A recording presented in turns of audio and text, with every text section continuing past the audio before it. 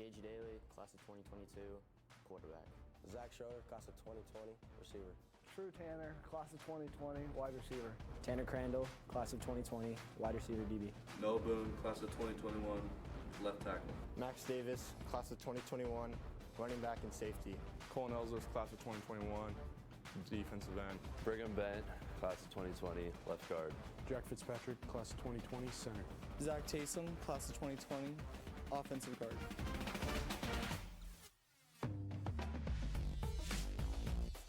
Jackson Tewell, class of 2020, defensive line. Kyle Olson, class of 2020, DN.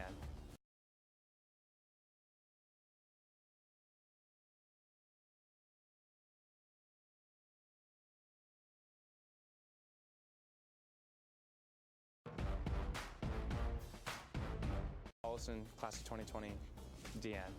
Monai West, class of 2020, middle linebacker. Daniel Wood, class of 2020, running back, outside linebacker. Robert Kingsford, class of 2020, outside linebacker. Cam Colmore, class of 2021, middle linebacker.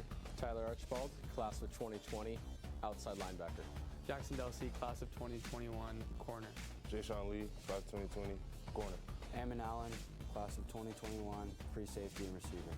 Dawson White, class of 2020, safety.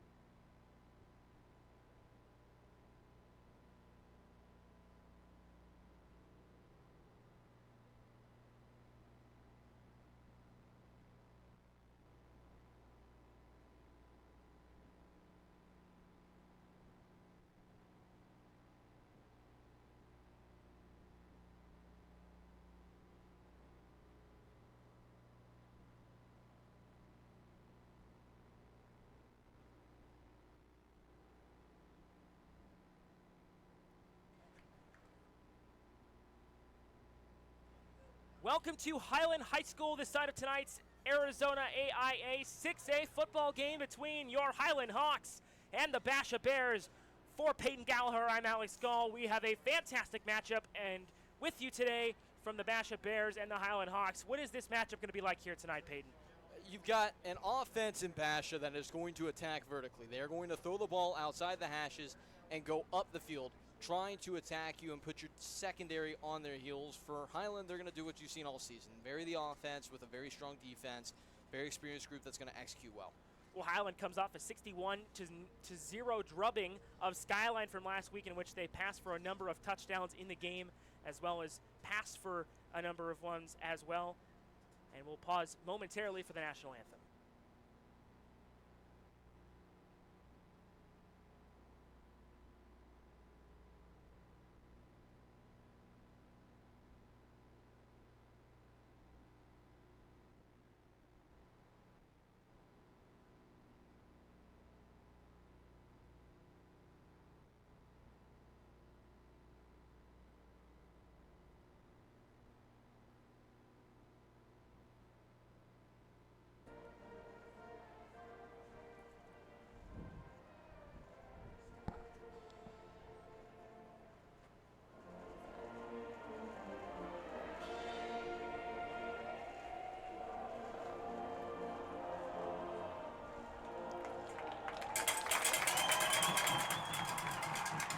With the conclusion of the national anthem, we can get back to talking some football. Peyton, we mentioned Highland's potent offense. They beat the Skyline Coyotes 61-0 last week. What did you see from them, from that offense in that game? They set the tone quickly, as they have in every game they played so far on this field to this point in the year.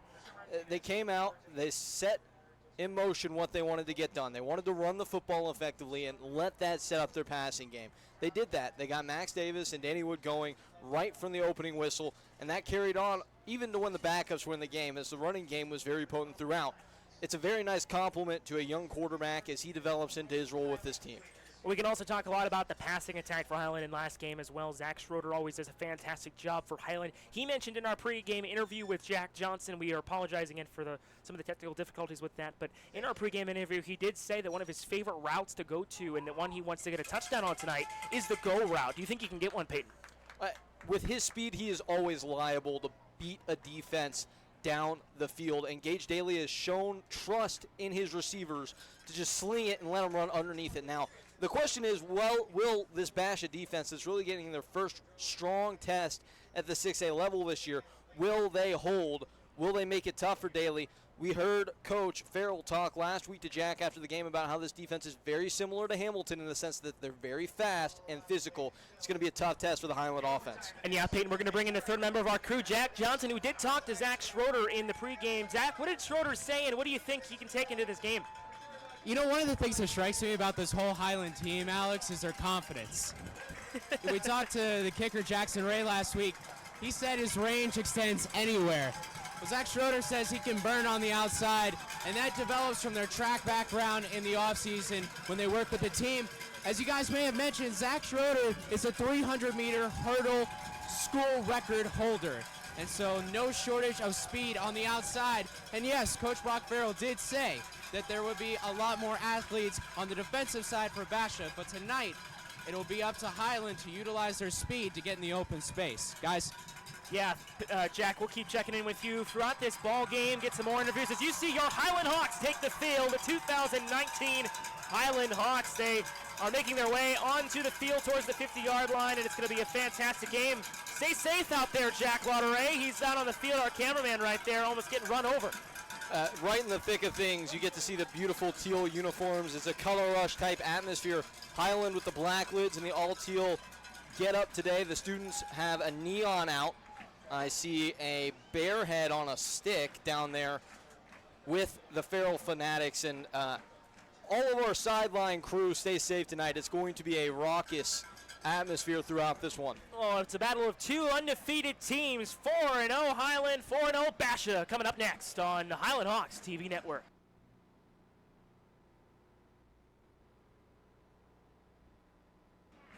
Correction, 3-1 Highland Hawks.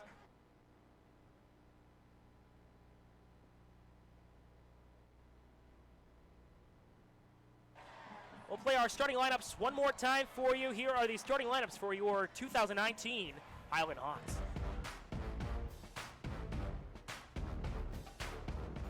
Gage Daly, class of 2022, quarterback. Zach Schroeder, class of 2020, receiver. True Tanner, class of 2020, wide receiver. Tanner Crandall, class of 2020, wide receiver DB. Noah Boone, class of 2021, left tackle. Max Davis, class of 2021, running back and safety. Colin Ellsworth, class of 2021, defensive end. Brigham Bent, class of 2020, left guard. Jack Fitzpatrick, class of 2020, center. Zach Taysom, class of 2020, offensive guard.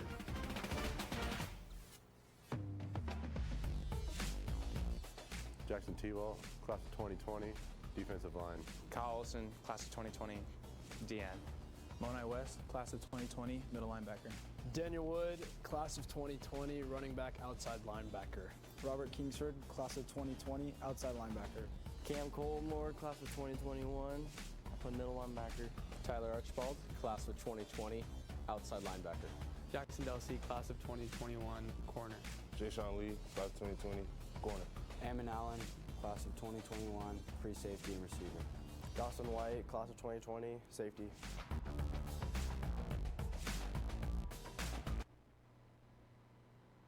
Welcome back to Highland High School. It's a beautiful night in Gilbert, Arizona. The temperature 90 degrees and clear skies. It's getting to get a little bit chillier here, Peyton. We're below 100 for a game time kick for the first time this season. It's beautiful football weather. Hopefully this means that you're out of that period of time where you're seeing players late in ball games get cramps. Everybody's in a little bit better shape. The weather a bit more complementary to the style of physicality of this game, and it should be a chin-strapped affair for the entirety of the four quarters of this one. So far this year, we've seen one incredible game against Hamilton. Unfortunately for the Hawks, that resulted in a loss and about the closest to margins that you can ever see. And all the other games to this point have kind of been blowouts. I don't expect that to be the case tonight. You're going to see a lot of smudges on helmets by the end of this one. Yeah, we should see an incredibly closely contested game. And Peyton, of course, I say that chilly phrase in a little bit of jest because I'm from the Chicagoland area, where I think of high school football and I think of 40-degree temperatures, 30-degree temperatures in November. And of course, we're a far cry from that as the teams are now on to the center of the field for the coin toss. And it looks like Basha has won the toss. They have deferred, it looks like, and Highland will choose if they would like to kick or receive. We'll get the final moment, the final call on that from the PA in just a couple minutes. It's going to be a fascinating game and a very good litmus test for this Highland team. They had the great game against Hamilton earlier this year, as we mentioned before in the broadcast, and that showed that this team was not going to back down from the elite competition in the 6A level this year, and that they had a legitimate chance to pursue a state title. Tonight is a night to see how far that team, this team in front of you, has come from that game. See if they can beat another high-class opponent here in this division as their schedule starts to progress into the harder portion of it. And that definitely starts with their sophomore quarterback, Gage Daly. He was a first-year starter, and his coach just raves about him. Brock Farrell, we talked to him preseason. We've talked to him a couple times since then, and he just can't say enough about how much he likes this kid. He said he reminds him of himself. Of course, Coach Farrell played the quarterback position and is a little bit undersized. He said just like any smaller quarterback, Daly learned to simply slide in the pocket, use his frame to create throwing windows, and take advantage of the God-given gifts that he's been handed in the size of his arm and his ability to lead this team. The team is brought in behind him, and there's no question this guy is the starting quarterback of this football team and its leader. He is definitely a leader on this team, and someone he will grow even more so in the future as Highland has chosen to receive the toss. And we are just about ready and set for kickoff here at Highland High School. We're glad to have you with us. It's Friday Night Lights on the Highland Hawks TV network.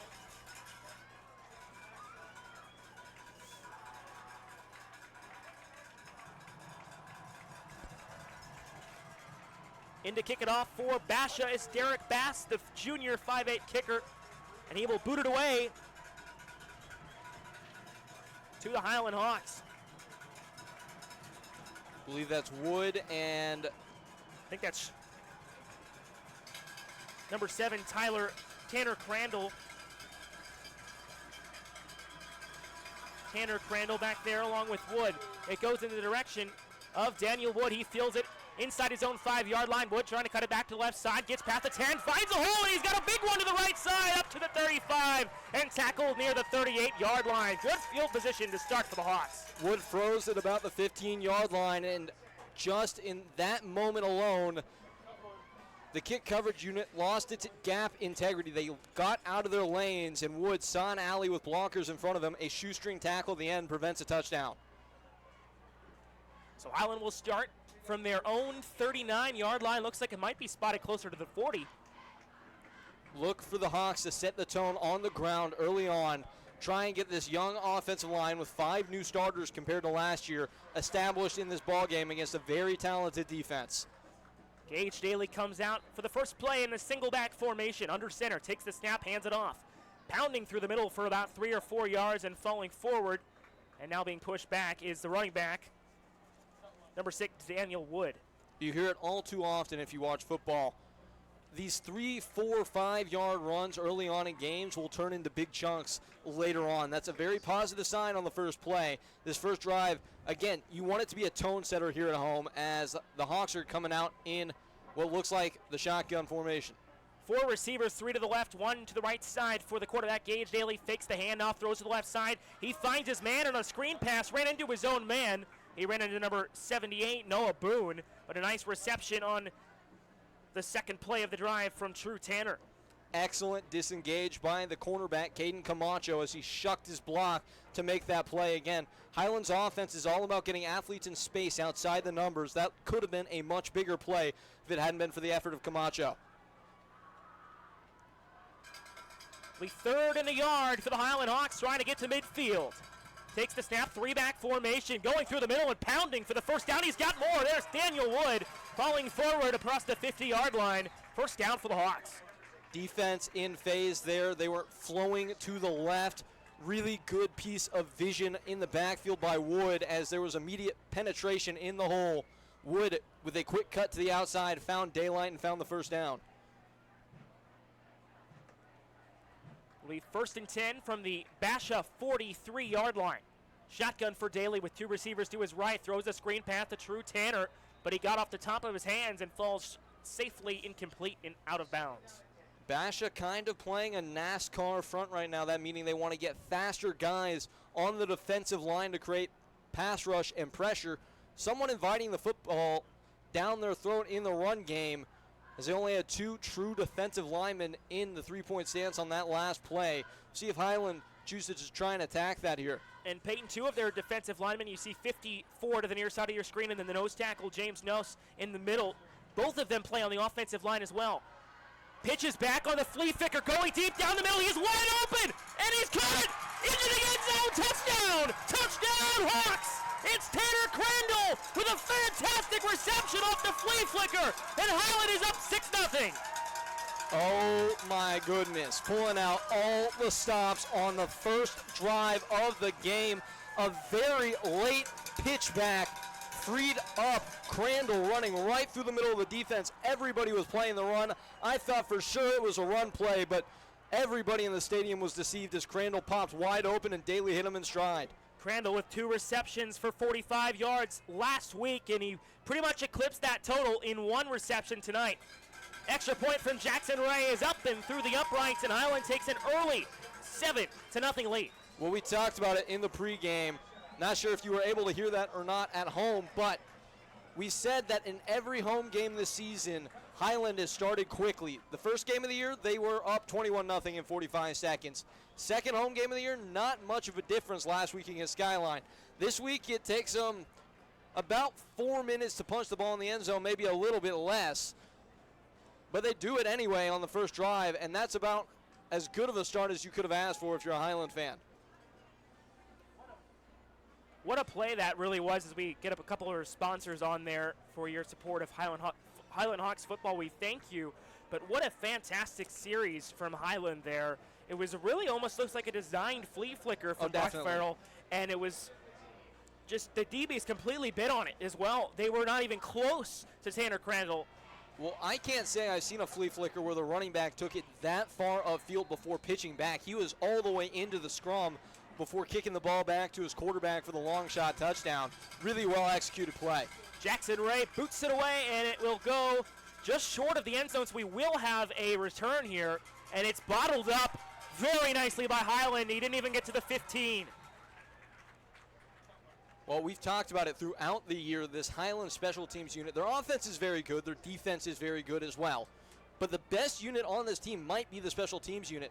Coach Farrell earlier in the season talked about how he treats every play like a play that you can score on. Special teams is no different. That time, they choose to kick it short because they know their coverage team can get down there and make the play before the point at which the ball would be brought to for the touchback. This time they do. They stop them at the 14, and a long way to go for the Basha Bears offense if they want to respond on this drive. First play now for scrimmage for the offense of the Basha Bears. Taking the snap, throwing to the right side, and it will be complete to his receiver, number 13, Carson Bachmann. This offense is one that likes to get aggressive and take shots. Watch out for number 2, Zion Williams. He's down at the bottom of your screen right now. That guy is averaging 28 yards per catch on the year, averaging over 100 yards per game through 4 this season. I'm sorry, did you say Zion Williamson? Williams. No son. Not the same. Taking a snap, running to the left side now and falling across the 24. And that was a designed direct snap to the running back, Micah Harper, the 5'11 senior. Yeah, Zion Williams he's like 6'6", 280, right? This guy is 5'9", 145, but yeah, a little bit of a difference there. Little bit. Zion could probably eat other Zion, but this guy can fly down the field. At that size, he's got a lot of speed, and he's very hard to deal with.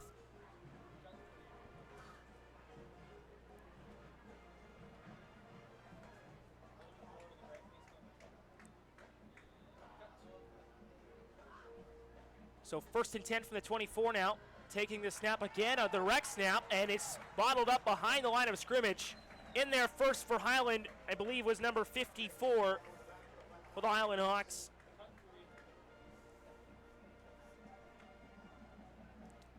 Somebody jumped a snap count there. There was immediate pressure. The offensive lineman was put on his heels, spun around, and he was beaten before he could even get his head up and hand out of the grass. Sets up a 2nd and a long for this Basha offense and puts Highland in a position where they can pin their ears back and really bring pressure.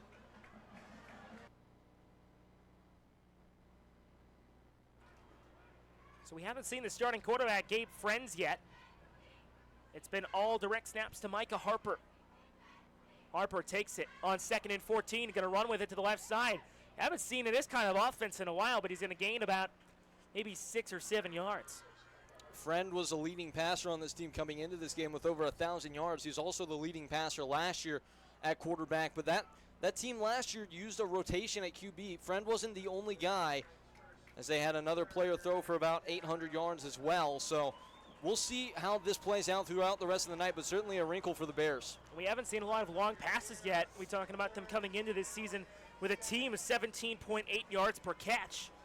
We haven't even seen him sling it past maybe the 5 or 10 yard mark. So it's going to be 3rd and 7 from their own 27-yard line. Highland looking for a big stop to start off their defensive night. 5 receivers, empty set. Takes the snap. Now he's going to throw it long, deep down the sideline. He's wide open. He's got it. Deep down the field. That is Carson Bachmann for the first down. Coverage bust in zone coverage. He was allowed to run right by the defensive back. 2 guys committed to 1 receiver, and that sprung Bachmann on the seam route for the big play. A very nice throw there by the quarterback, Micah Harper. And a nice sign for this offense. His friend is yet to enter the game, that Micah Harper can do his job just as well.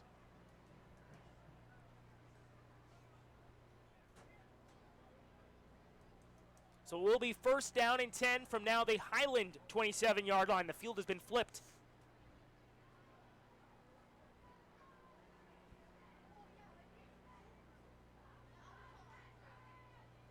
Another empty set. 3 receivers to the near side, 2 to the far side. Friend guts the coverage. Tries to bounce to the outside. Can't get pulled down. And now will be pushed out of bounds. A second hit coming in from Daniel Wood.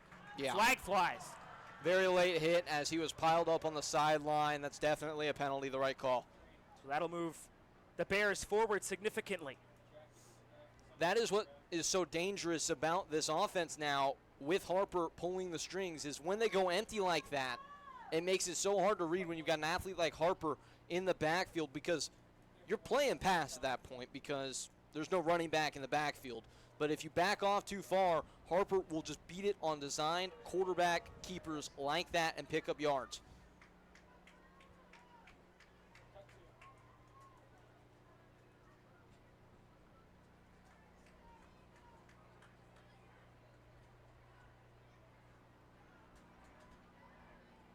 So Micah Harper still in at the quarterback slot.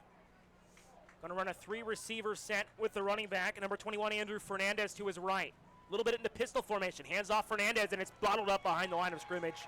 Good coverage there from Highland's linebacking core. That was number 29, Cam Cullimore, the 5'10 junior, got in on that one. After the penalty on the last play by the defense, I think they were riled up to prove something. Really nice stand up front from the Hawks.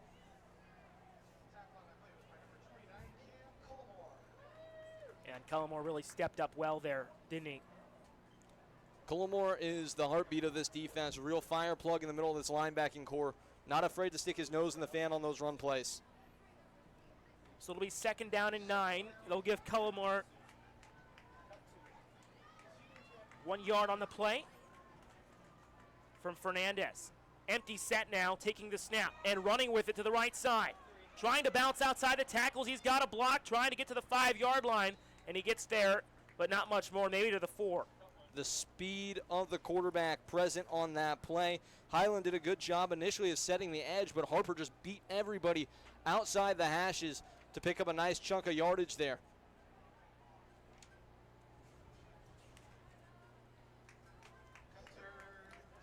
So it will be a 3rd down and 2 from inside the 5-yard line. Could be 4-down territory with this little yardage to go to pick up the first. Zach Cody, the fullback, in along with the quarterback Micah Harper, taking the snap. Harper, it's a fumble snap, and it's going to be bottled up behind the line. A big loss on 3rd down, and jumping on the play for Highland. Oh, the announcer's jinx is undefeated. Right as I said, this might be 4-down territory just because of the little yardage they had to pick up to get the first. A botched snap. Now they'll have to bring on the kicking unit and settle for 3. Man that made it tackle, Tyson Lomu, the 6-foot outside linebacker.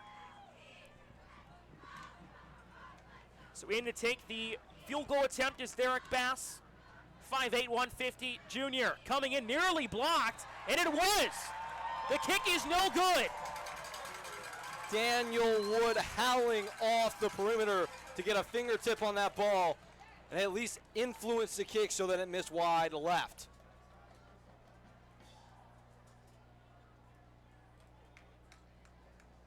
Again, we just see the Highland special teams unit impacting a game. It feels like every single game we say this, Alex, that some player wearing black and teal is able to make an impact on this game and put a signature on the football game on this side, that phase of the football.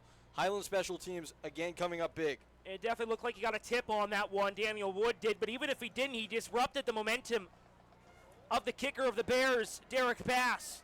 Oh, we don't have the best vantage, at least in the sense of us being able to see everything, but I think it made the kicker pause for a second, which is what forced him to drive the ball to the left. Daly under center, takes the snap, hands it off, big hole through the middle, he jumps to the 2nd level, and he's still on his feet and falling forward. That's Max Davis carrying forward. 1-2 punch has really emerged for Highland in recent weeks. Now, Daniel Wood was expected to be the guy, considering how much work he got last year as part of that backfield with Connor Cullimore, and the fact that Coach has said he was going to be the guy, but Max Davis has earned his PT. That means playing time to this point in the year as he continues to run hard and provide a very good counter for Wood, who also has to play defense. Davis had 8.3 yards per carry last season, 433 rushing yards. That would included 113 versus Desert Ridge. 1st and 10 from the Highland 36-yard line now. Taking the snap, Daly in the shotgun. 3-step drop, throwing to the outside and found his man. That's number 11, Grayson Kennedy. Kennedy, the 4th receiver in this offense, but he is liable to get his hands on the football once or twice a game. Again, all 4 of these guys just so unselfish. They are not about their numbers. They are about team success. And all 4 of these guys are very likely to contribute throughout the course of the game. That's True Tanner, Crandall, Kennedy, and Schroeder. Yeah, all 4 of them have a big role to play on this Highland Hawks offense. Daly taking the snap. Handing off. And he stopped just about at the 41-yard line or so. That's Davis again on the carry. This is the second or third time we've seen Davis so far on this drive do his best ballerina impression and stay on his feet after hard contact with a miraculous move to stay chugging along and pick up some extra yards. Sets up a slightly more manageable third down here at 3rd and 5. 3rd down and 5, like you said, Peyton, from their own 42-yard line. Shotgun formation for Gage Daly with doubles to each side. The running back Davis on his right, taking the snap. Daly, 3-step drop. Daly steps up in the pocket, firing down the field, and just not able to reach up for it was the receiver, number 7, Tanner Crandall. Again, they were going for the deep threat again. Really nice timing there by Andrell Barney in the secondary. The junior sprung up and got a fingertip on the football to knock the timing out of sync there on the deep pattern. Barney will be back to return here. We'll see what Highland does, and they'll come out in the punting formation. Not saying they will here, but this could be the area of the field with a down and distance to go where they could run a fake. Be a very aggressive call at this point. Punt is away, and 2 players really far up there trying to block that one. Takes a bounce shortly for the Bears, but picked up by Highland and downed by number 46, Josh Allen.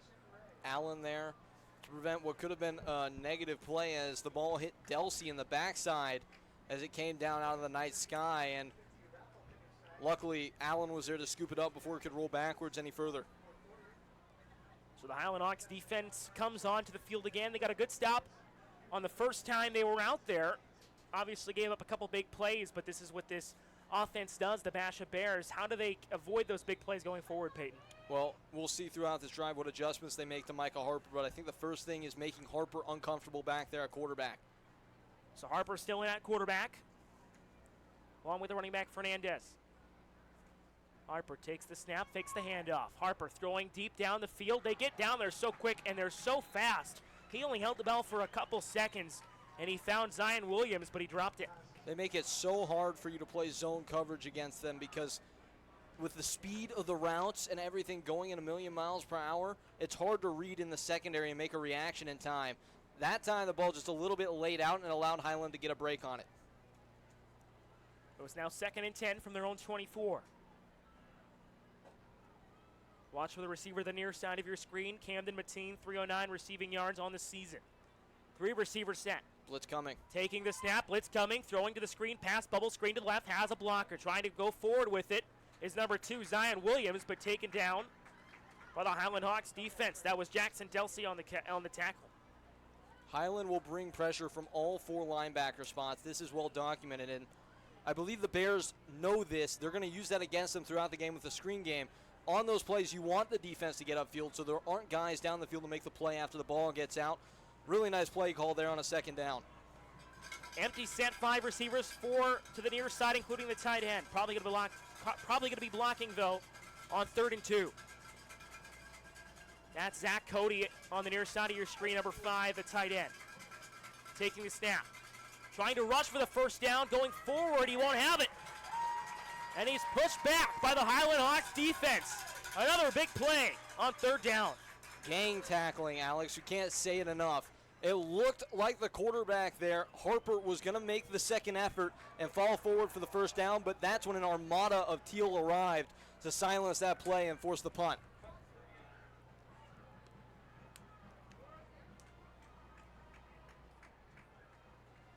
Ever dangerous Crandall back there with his toes at his own 35 to return this one.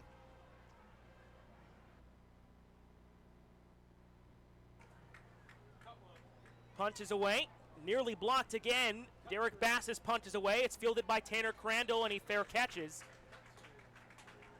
Just past the 30-yard line. So not exactly flipping the field. Highland with good field position again, Peyton. Again, the special teams. We are beating a dead horse when we talk about Highland special teams and how good they are, but their impact on the game just is undying. Last week they blocked a couple punts. You just don't have much time to get the ball off as a punter there. That resulted in the short punt there. Want to thank some of our sponsors. Are you paying too much in taxes? How does the new tax law affect you? Contact WeechFinancial.com to find out. 1st and 10 for the Highland Hawks at their own 36-yard line. 3 receivers to the near side, none to the far side. Hands off, Daniel Wood. Daniel Wood with some space, and he's got a first down. Falling forward to the 50-yard line. Good run on 1st and 10 from Daniel Wood. On the left side of your screen, a little bit of extracurriculars after the play for the offensive lineman of the Highland Hawks. You love to see that. As a fellow offensive lineman, finishing plays like that is exactly what you want to see. He took his blocker, the guy his assignment was, 15 yards down the field and finished at the whistle. Excellent blocking up front so far from the Hawks. That was Noah Boone, the 6'2 junior, and he's got the most varsity experience on this offensive line this season. 1st and 10, handing off from midfield. There goes Wood again, but he won't be able to break through the line this time and push back. Forward progress has him at no gain. That's the first time tonight, at least on defense, that it feels like the Bears have won the line of scrimmage. This Highland offensive line has been superb so far as we close in to the end of the first frame. Want to thank you once again to BJ's Restaurant for providing the pre-game meal for our varsity players today. Since their humble beginnings back in 1978, BJ's continue to refine the experience to make BJ's a place where you can make the most of any meal. BJ's, thank you to them. Daly hands off, trying to bounce out to the outside. Stiff arms a man. There goes Daniel Wood. Wood cuts it back. He's still going, and Wood tackled inside the 10-yard line. Ball comes out after the tackle, but a big gain for Daniel Wood to finish the first quarter. These Highland receivers block. That is one of the best things they do as a unit. Schroeder there driving his man down the field. Wood does a great job of reading the block and making a burst at the right time to explode down the sideline and really get the most out of that play. Highland in prime position to go up 2 scores as we enter the second quarter. So the end of the first quarter is here, and the score, Highland Hawks 7, Basha Bears nothing. We'll be right back on the Highland Hawks TV network.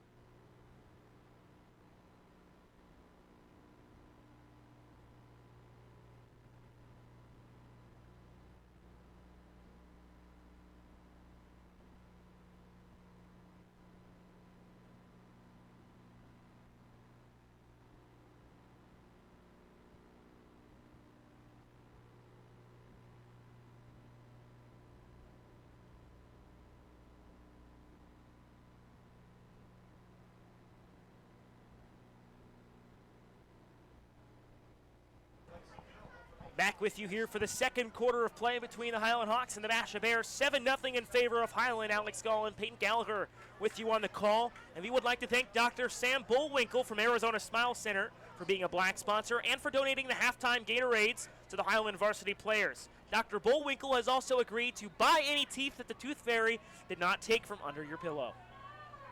Thank you, Dr. Bullwinkle. He's not replacing the teeth today, though. That's interesting. Interesting development. First play of the second quarter now for Highland is pushed back at the 10-yard line for no gain. Well, with the way this game has been played, so physical at the point of attack on both sides, he might be losing too much money if he were to do that. Couple teeth coming out tonight like a hockey fight. Spitting chiclets.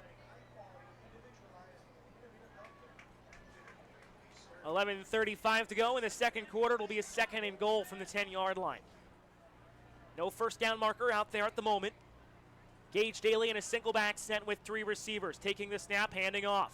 Through the middle with a big burst of speed. That's Max Davis for the touchdown. Touchdown Hawks.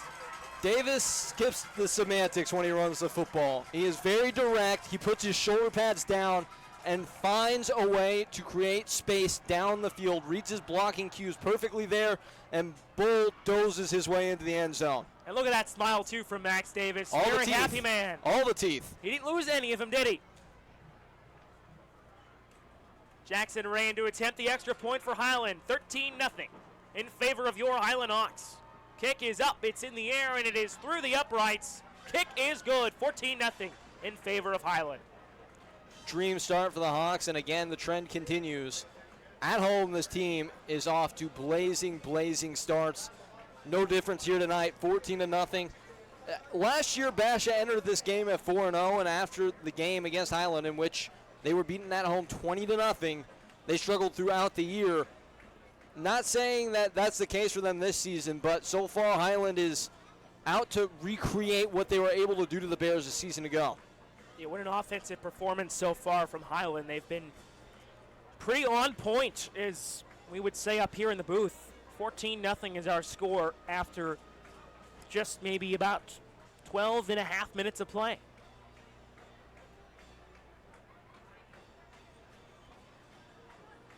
Question now becomes whether or not they kick short again here or not. And now we're going to go down to the sideline to our reporter Jack Johnson, the third member of our crew. Jack, what you got?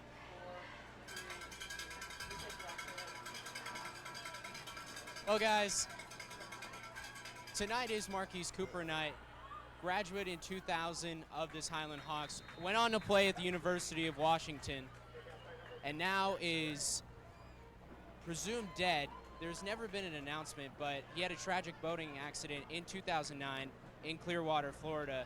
Marquise Cooper, a famous alumni of Highland, along with Ryan Fitzpatrick, but certainly a night for this Highland team to reflect on the players that have come before. I talked to the special team coach, Brian McNamara, and he said tonight is all about looking back and honoring the players that have come before, the players that have given back and provided such a good name for the Highland Hawks. And of course, Marquise Cooper was one of them. Tragically died at the age of 27 in 2009. He ended up playing in the NFL for several years. He was drafted in the third round of the 2004 draft.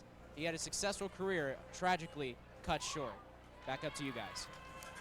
And thank you, Jack. What a tragic story, and we'll be checking back in with more things on Marcus Cooper night as the night goes on. First play from scrimmage for the Basha Bears was blown up by Highland, maybe a gain of a yard on first down. Cooper certainly looks over this program from up in heaven, and his influence on this community and everybody he touched is, from what I can interpret, always been universally positive. Just a beloved member gone too soon.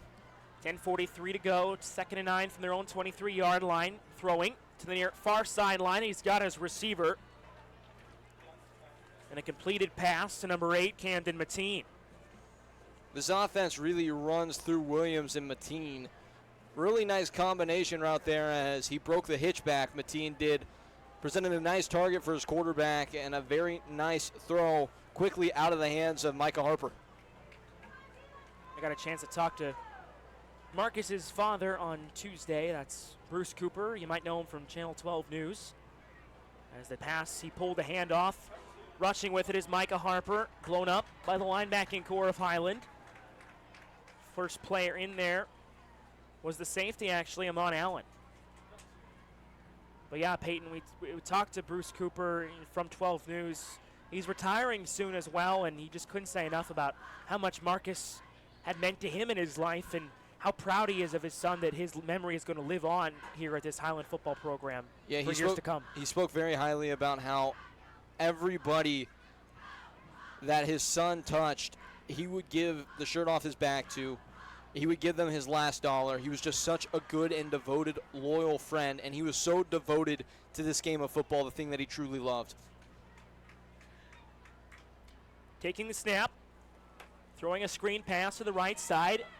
Not much blocking, though, and it's going to be blown up near the line of scrimmage, maybe a gain of 2 or 3. Sets up a very intriguing third down play call situation for this coaching staff, and we'll see what they have dialed up to attack this Highland defense. Last time on a 3rd and long, they took a shot down the field. So it's another big 3rd down play for this Highland Hawks defense, and they've been fantastic so far through one quarter of play. Can they get another big stop here? Watch out for a linebacker blitz. Highland liable to bring pressure in these situations. Watch for Cam Cullimore bursting up the middle. Empty set. Taking the snap, Harper. 3-step drop. There comes the pressure. Got out of it nicely, but a flag flies, and it's out of bounds.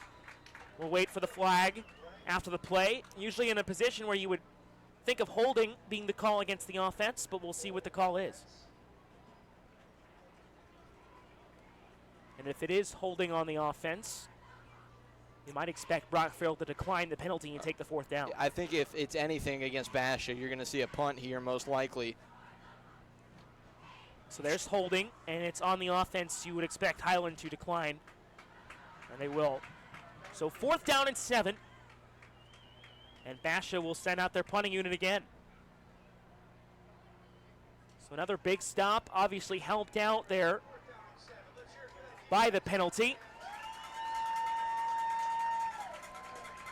But it's been a great performance so far from this defense.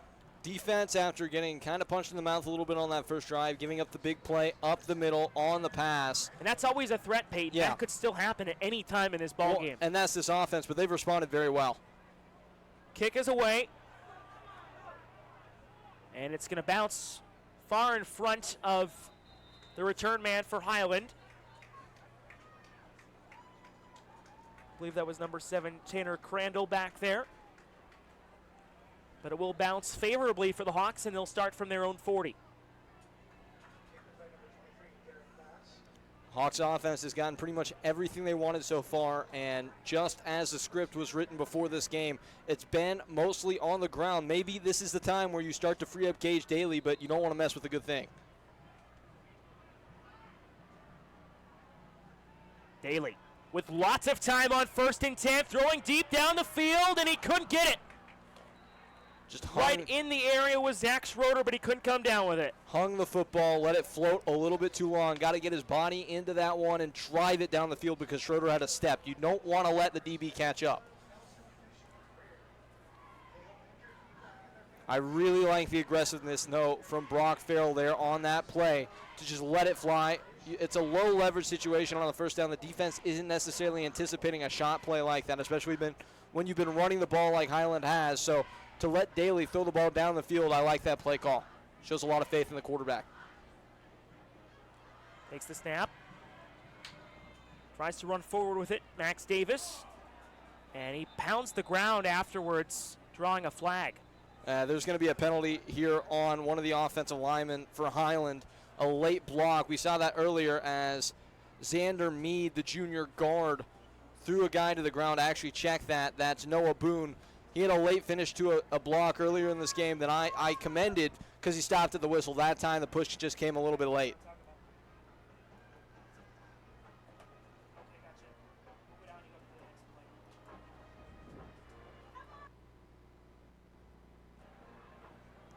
$15-yard penalty will back him up. The second personal foul already for Highland. And it'll set up a very long 3rd down play.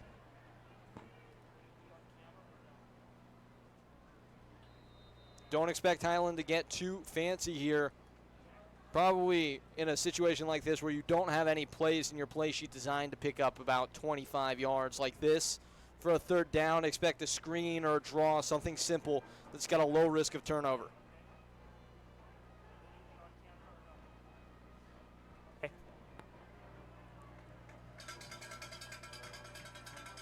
So a long 3rd down play for 23 yards. Throws short, has his receiver. Trying to bounce to the outside, it's Tanner Crandall. Gets back to the original line of scrimmage, maybe a bit more.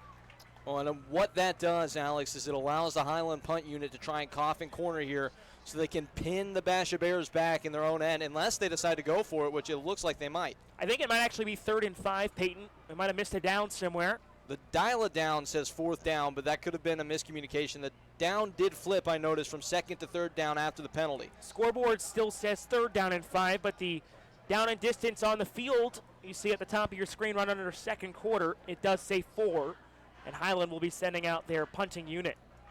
Well, I'm not sure exactly of the rule. I've not seen a loss of down foul assessed on a personal foul like that, but maybe because it came after the result of the play, they decided to enforce the penalty like they did. So punting formation here with 8:12 remaining. And the punt is away. Great punt. A very nice punt. Oh, it just swerved out of bounds, though, and I think they're going to spot this farther up. Yeah, probably what turned about a 30-yard punt if he could have kept it in the field of play into only a gain of about 30 yards of field position. So it looks like it'll be spotted around the 26, maybe the 27. As we look at a couple of our Highland Hawks sponsors, we'll go down to the 3rd member of our crew, Jack Johnson, who's got an update on the quarterback situation for Basha. Yeah, Alex, When Basha took the field tonight for the first time on offense, many viewers may have noticed a notable omission from their starting lineup. Their leading passer on the season, Gabe Friend, is not in the starting lineup tonight. That is because their game last week against La Jolla, he tore his ACL in a non-contact injury, so Gabe Friend is out for the rest of the year with a torn ACL. That'll rely on their backup quarterback for the rest of the year. So torn ACL sidelines Basha's starting quarterback. Back up to you guys. Thank you again for that update, Jack. And like we said, we were wondering where the starting quarterback, Gabe Friend, was. Now we know. And some good reporting down on the sidelines from our Jack Johnson. Unfortunately, it is somewhat difficult at times to find updated game tape on these teams. I was just going off what I inferred from stats in last year's tape. I apologize for that. But it has been a positive start to the game so far for Micah Harper, although this offense is yet to score. Takes the snap on 2nd and 6, throwing down the field, finds his man, and he's gone. 10-5, touchdown, Basha Bears. It's Zion Williams, the 5'9 senior. And they're a touchdown closer. Straight up bow route, an angled 9, a.k.a. a route that slowly curves away from the DB down the middle of the field between the hashes, and we've got Harper listed on our roster as a wide receiver and DB. That was a throw from a quarterback. That was a quarterback throw under pressure. Somebody in his grill, he floated it perfectly right into the hands of his receiver in stride. Beautiful play by Harper, and the Bears break through to cut the score in half. Harper came into tonight with 147 receiving yards and 126 rushing yards, but he's racking up the passing yards here early on in this game. Kick is up and is good from the kicker, Derek Bass. So it is now 14-7. We got ourselves a ball game in Gilbert. This offense is just one that when you're playing them, you should never feel comfortable with your lead. At 14-0, it looked like Highland was dominating the game for the most part, but in one flash, in one play, this Basha Bears offense strikes back, very true to their form throughout the year.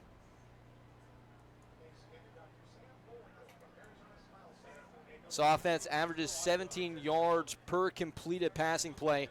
Plays like that are exactly why they can just slice you open down the field vertically, get you rolling in the wrong direction as a defense, and they can go from 20-yard line of their own half to end zone in the blink of an eye.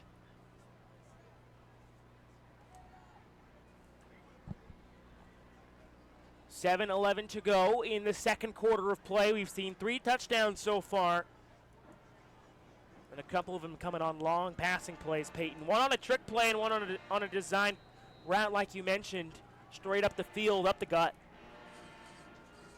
Well, Daly has been good so far in this one, but now the pressure's back on this offense to move the ball down the field and get some rest for their defense. We will have a return here. Crandall hands it off to Daniel Wood, trying to reverse the field, gets outside the 25-yard line, trying to cut it back to the 30 and taken down just past the 30-yard line. Not the first time tonight this return unit has been able to take advantage of the fact that this kick coverage team for the Bears has gotten out of their lanes. That time they were ball watching a little bit, running to the football, and on the reverse they froze him for a second so Wood could create a nice return down the right sideline. 7 minutes to go, second quarter. 1st and 10 Hawks from their own 34. Daly in the shotgun, 3 receivers, 1 in the slot left. Takes the snap, Daly with some pressure, rolling out to the right side, has to run out of bounds. Shy of the first down marker. Smart play by Daly there. A lot of young quarterbacks would force something down the field and maybe turn it over. That time he just cuts his losses on a busted play and gets out of bounds. It's going to be a loss of a couple on first down. Ref motioning. I didn't see a flag, but I think there was one. And Highland's moving backwards. Holding on the offense, so 10 yards penalty backwards. They started at their own 34, and now it'll be 1st and 20, I believe, from the 24. That has, if there has been one so far this year, been an Achilles heel for Highland, both on offense and defense. Lots of penalties, lots of silly penalties just like that one that just aren't necessary that hurt this team. Will be 2nd and long from their own 22-yard line. 3 receivers left for Daly. Takes the snap, hands it off. Max Davis cuts it back, and he's wrapped up just past the 20, maybe a gain of a yard. And now you see this Basha defense coming to life. Well, their offense provided them with some momentum Now the defense really executing at a high level. The guard, Chance Hanks, was looking to pull around there and seal an edge for Davis. It looked like a hole was opening up, but the secondary came crashing down to close the door.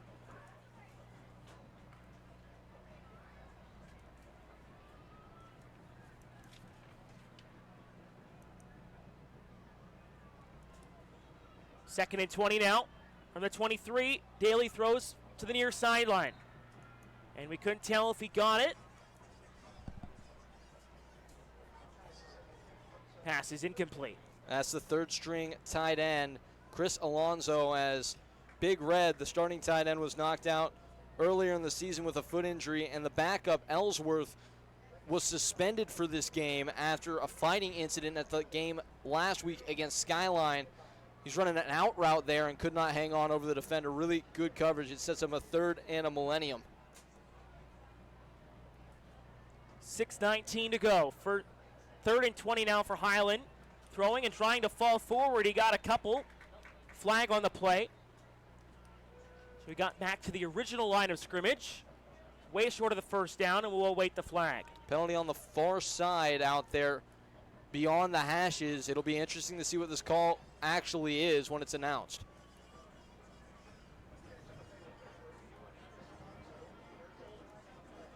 A lengthy conversation about what's going on here. I believe it's against Highland.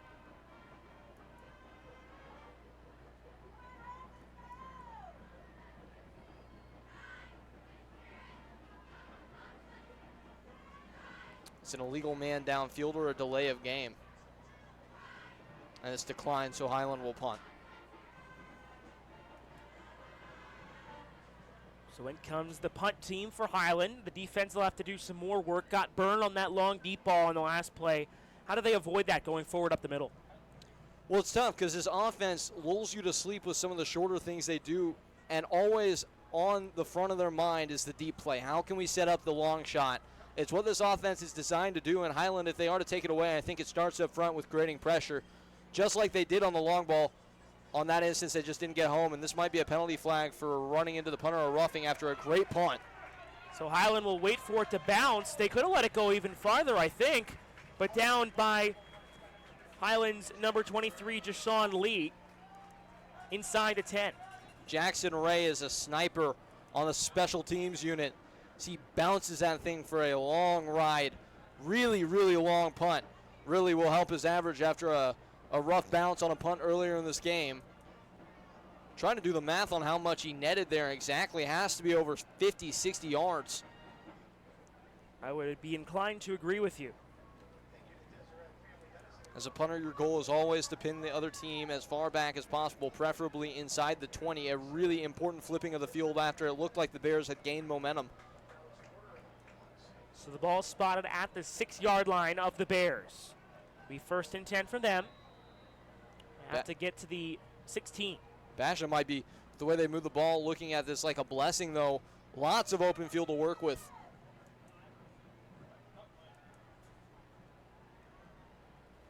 Takes the snap, Harper. Harper gets his man, finds his receiver, Camden Mateen, up towards the 14. And that's what this offense does. The paranoia starts to sit in after you get burnt on a couple of those deep balls. As a DB, you're playing back on your heels, rocking back a little bit, so that when receivers break routes off like that one in front of you, you're a little bit late arriving, and it makes completions for 8, 9 yards a lot easier.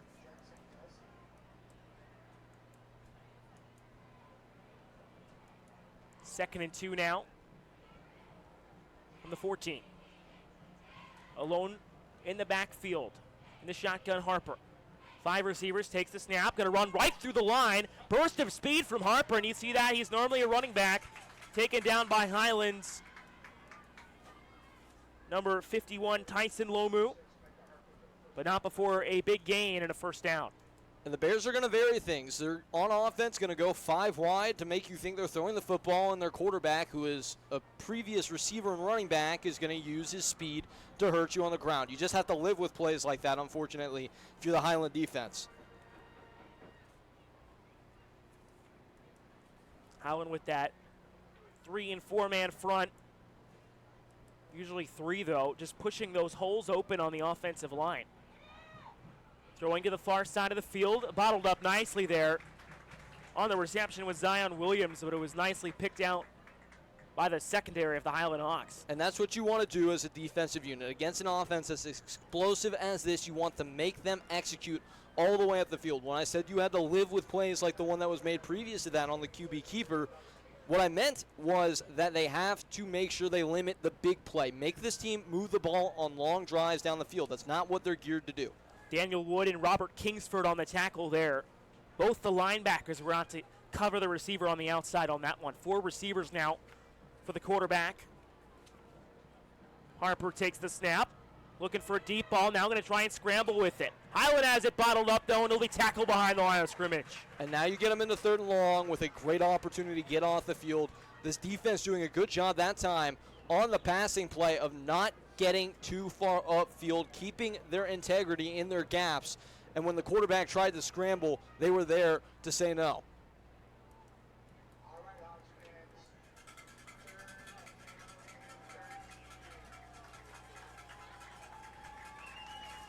Watch the deep ball down the middle inside the hashes here. It's where the most success has come from the Bears as we near the end of the first half of play. 3rd and 13 from their own 17, taking the snap. Harper, 4-step drop, throwing deep down the sideline. Jump ball, he comes down with it. No, a nice defensive play made by the Highland Hawks secondary. Taylor Siren was the man who broke it up.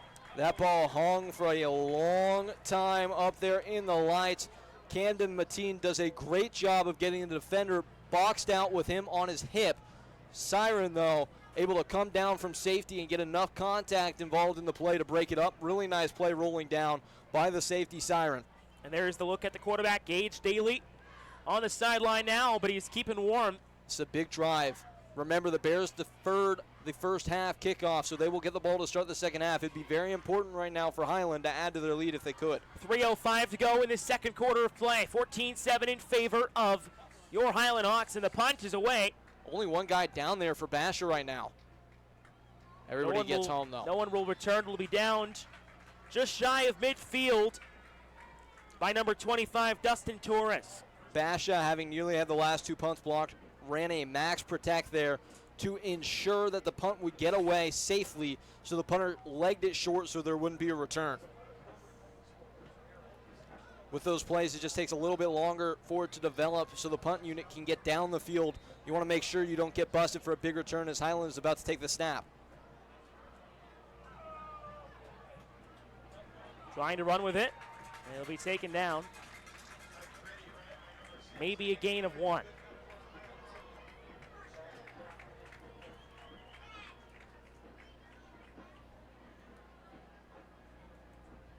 Highland trying to bleed this clock. If they can get the ground game going on this drive, that's certainly what Coach Brock Farrell wants to do.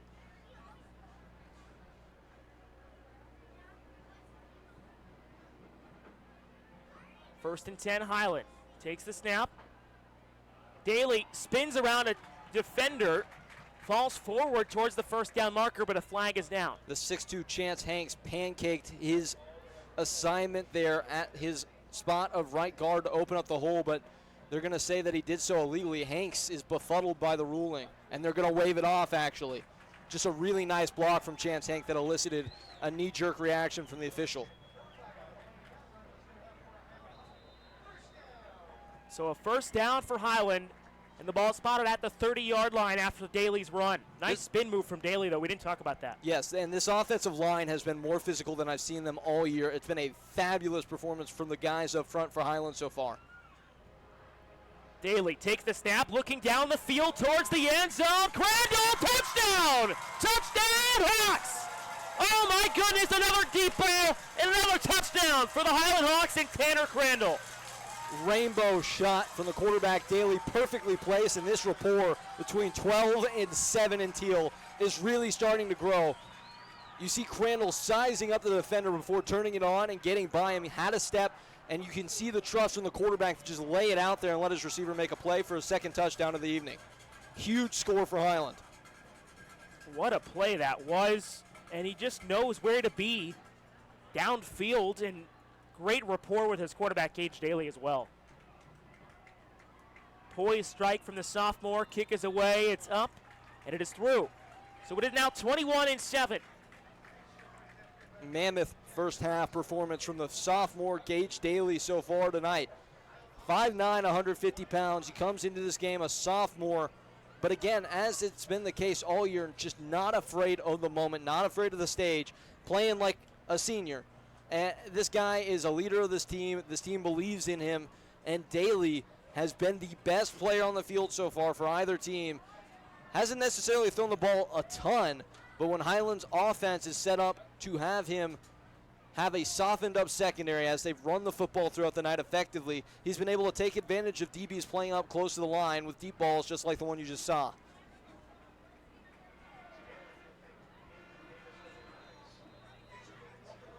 Gage Daly having some words with his offensive coordinator up here in the booth.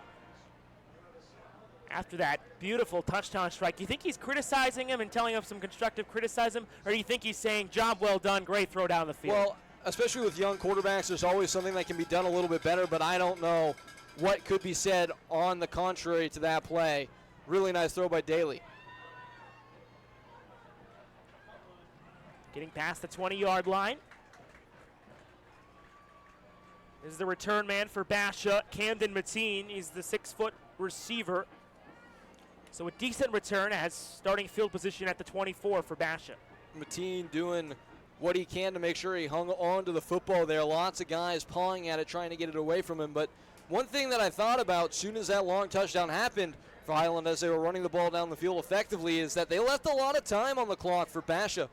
Plenty of time to work with. I believe all 3 timeouts for the Bears and 1:57 left to go for an offense that can strike as quickly as this. Bears could really take advantage of this opportunity.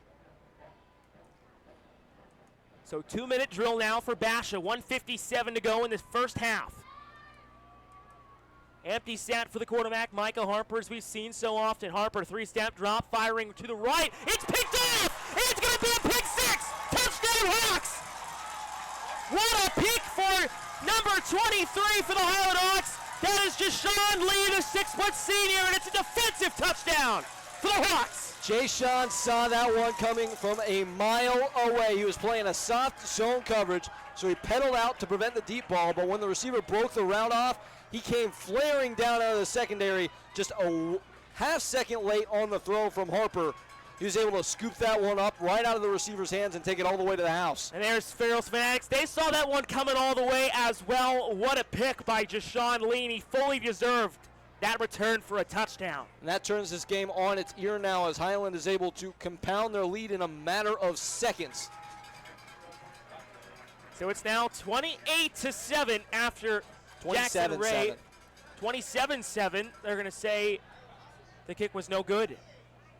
Rare miss for Jackson Ray, the first of the year, I believe, on extra points. So the score stays 27-7. Scoreboard now says 28-7, but I believe it was no good.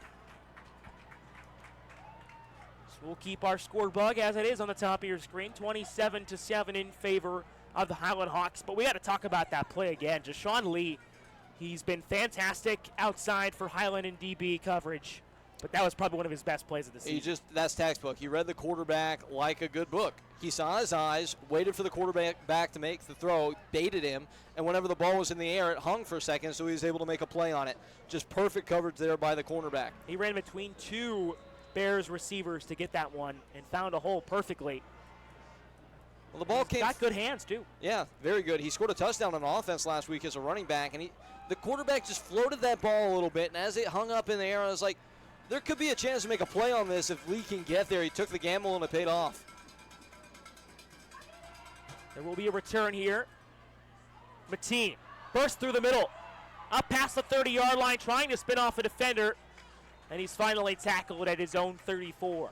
Mateen hitting the B button with the spin. Very nice move by him, but Highland, again, their special teams unit just doesn't quit. Everybody in the right place, and they're able to make the stop before that got bad. And for all you PS4 players out there, that's the circle button.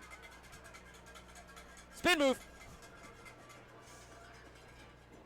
37 seconds. That's 1 minute and 37 seconds to go here in the first half. Kickoff Another good one from Jackson Ray after that first misfire of the season.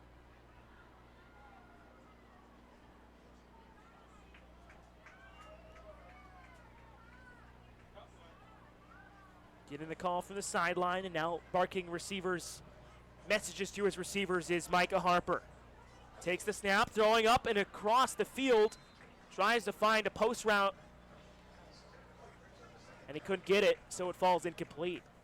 Looking for the receiver, Caden Camacho there, the junior, is a big target at 6'1", but a little bit too tall for him. That ball was about 9 feet in the air. Camacho rose up to try and make a play on it, but that's a dangerous throw. Those kind of passes oftentimes can be intercepted. This almost becomes a must-score drive now, as down 28-7 in the blink of an eye. The Bears want something to feel good about going into the locker room as they look up at that scoreboard. 2nd and 10 now. Taking the snap, Harper has some time in the pocket, fires for a first down. Lit up after the catch by Highland's number 18, Amon Allen, but not before a first down gain for McTeen. Some of the faithful here wearing teal moaning for a penalty on the right tackle for a hold. They do not get it. A really nice throw from Harper to locate his man at the sticks and move the chains.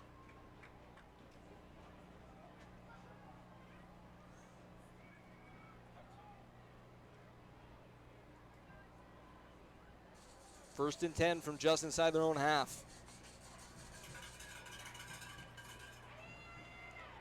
Trying to rush through the middle. Gets a nice gain before Cam Kellamore puts him on the ground. No first down on the play, about 3 yards shy. And that'll be the first time out for the Bears. 48.6 seconds to go here in the first half. They stop the clock right as they cross over midfield. Now there are two schools of thought, not knowing, at least for me, how good the kicker is. I'm not sure what the strategy will be here, but they could get in the field goal range fairly easily by throwing to the sticks, getting out of bounds, and getting to about the 25-yard line. Or they could have to take a shot at the end zone. It's really shoddy at the high school level. Special teams and how capable kickers are, it just depends on whether you have a good one or you don't. See if it is which one of those cases here for Basha. Thank you again to BJ's Restaurant for providing the pregame meal for the Highland varsity players today. Since their humble beginnings back in 1978, BJ's has continued to refine the experience to make their restaurant a place where you can make the most of any meal. Thank you, BJ's, for your sponsorship of Highland Hawks football.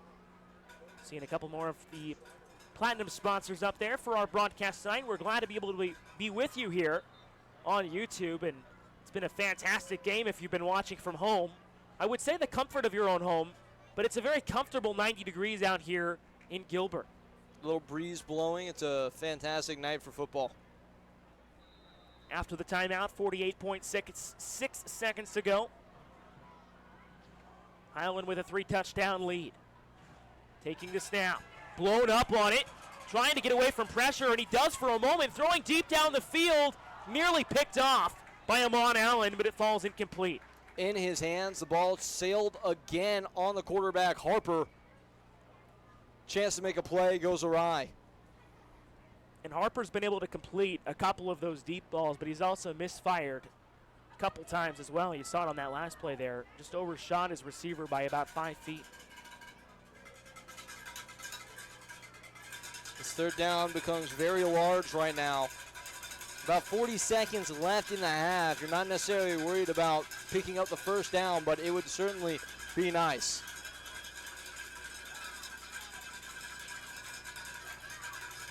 Be interesting to see if they're really in a Hail Mary type mindset or if they're just trying to get the first.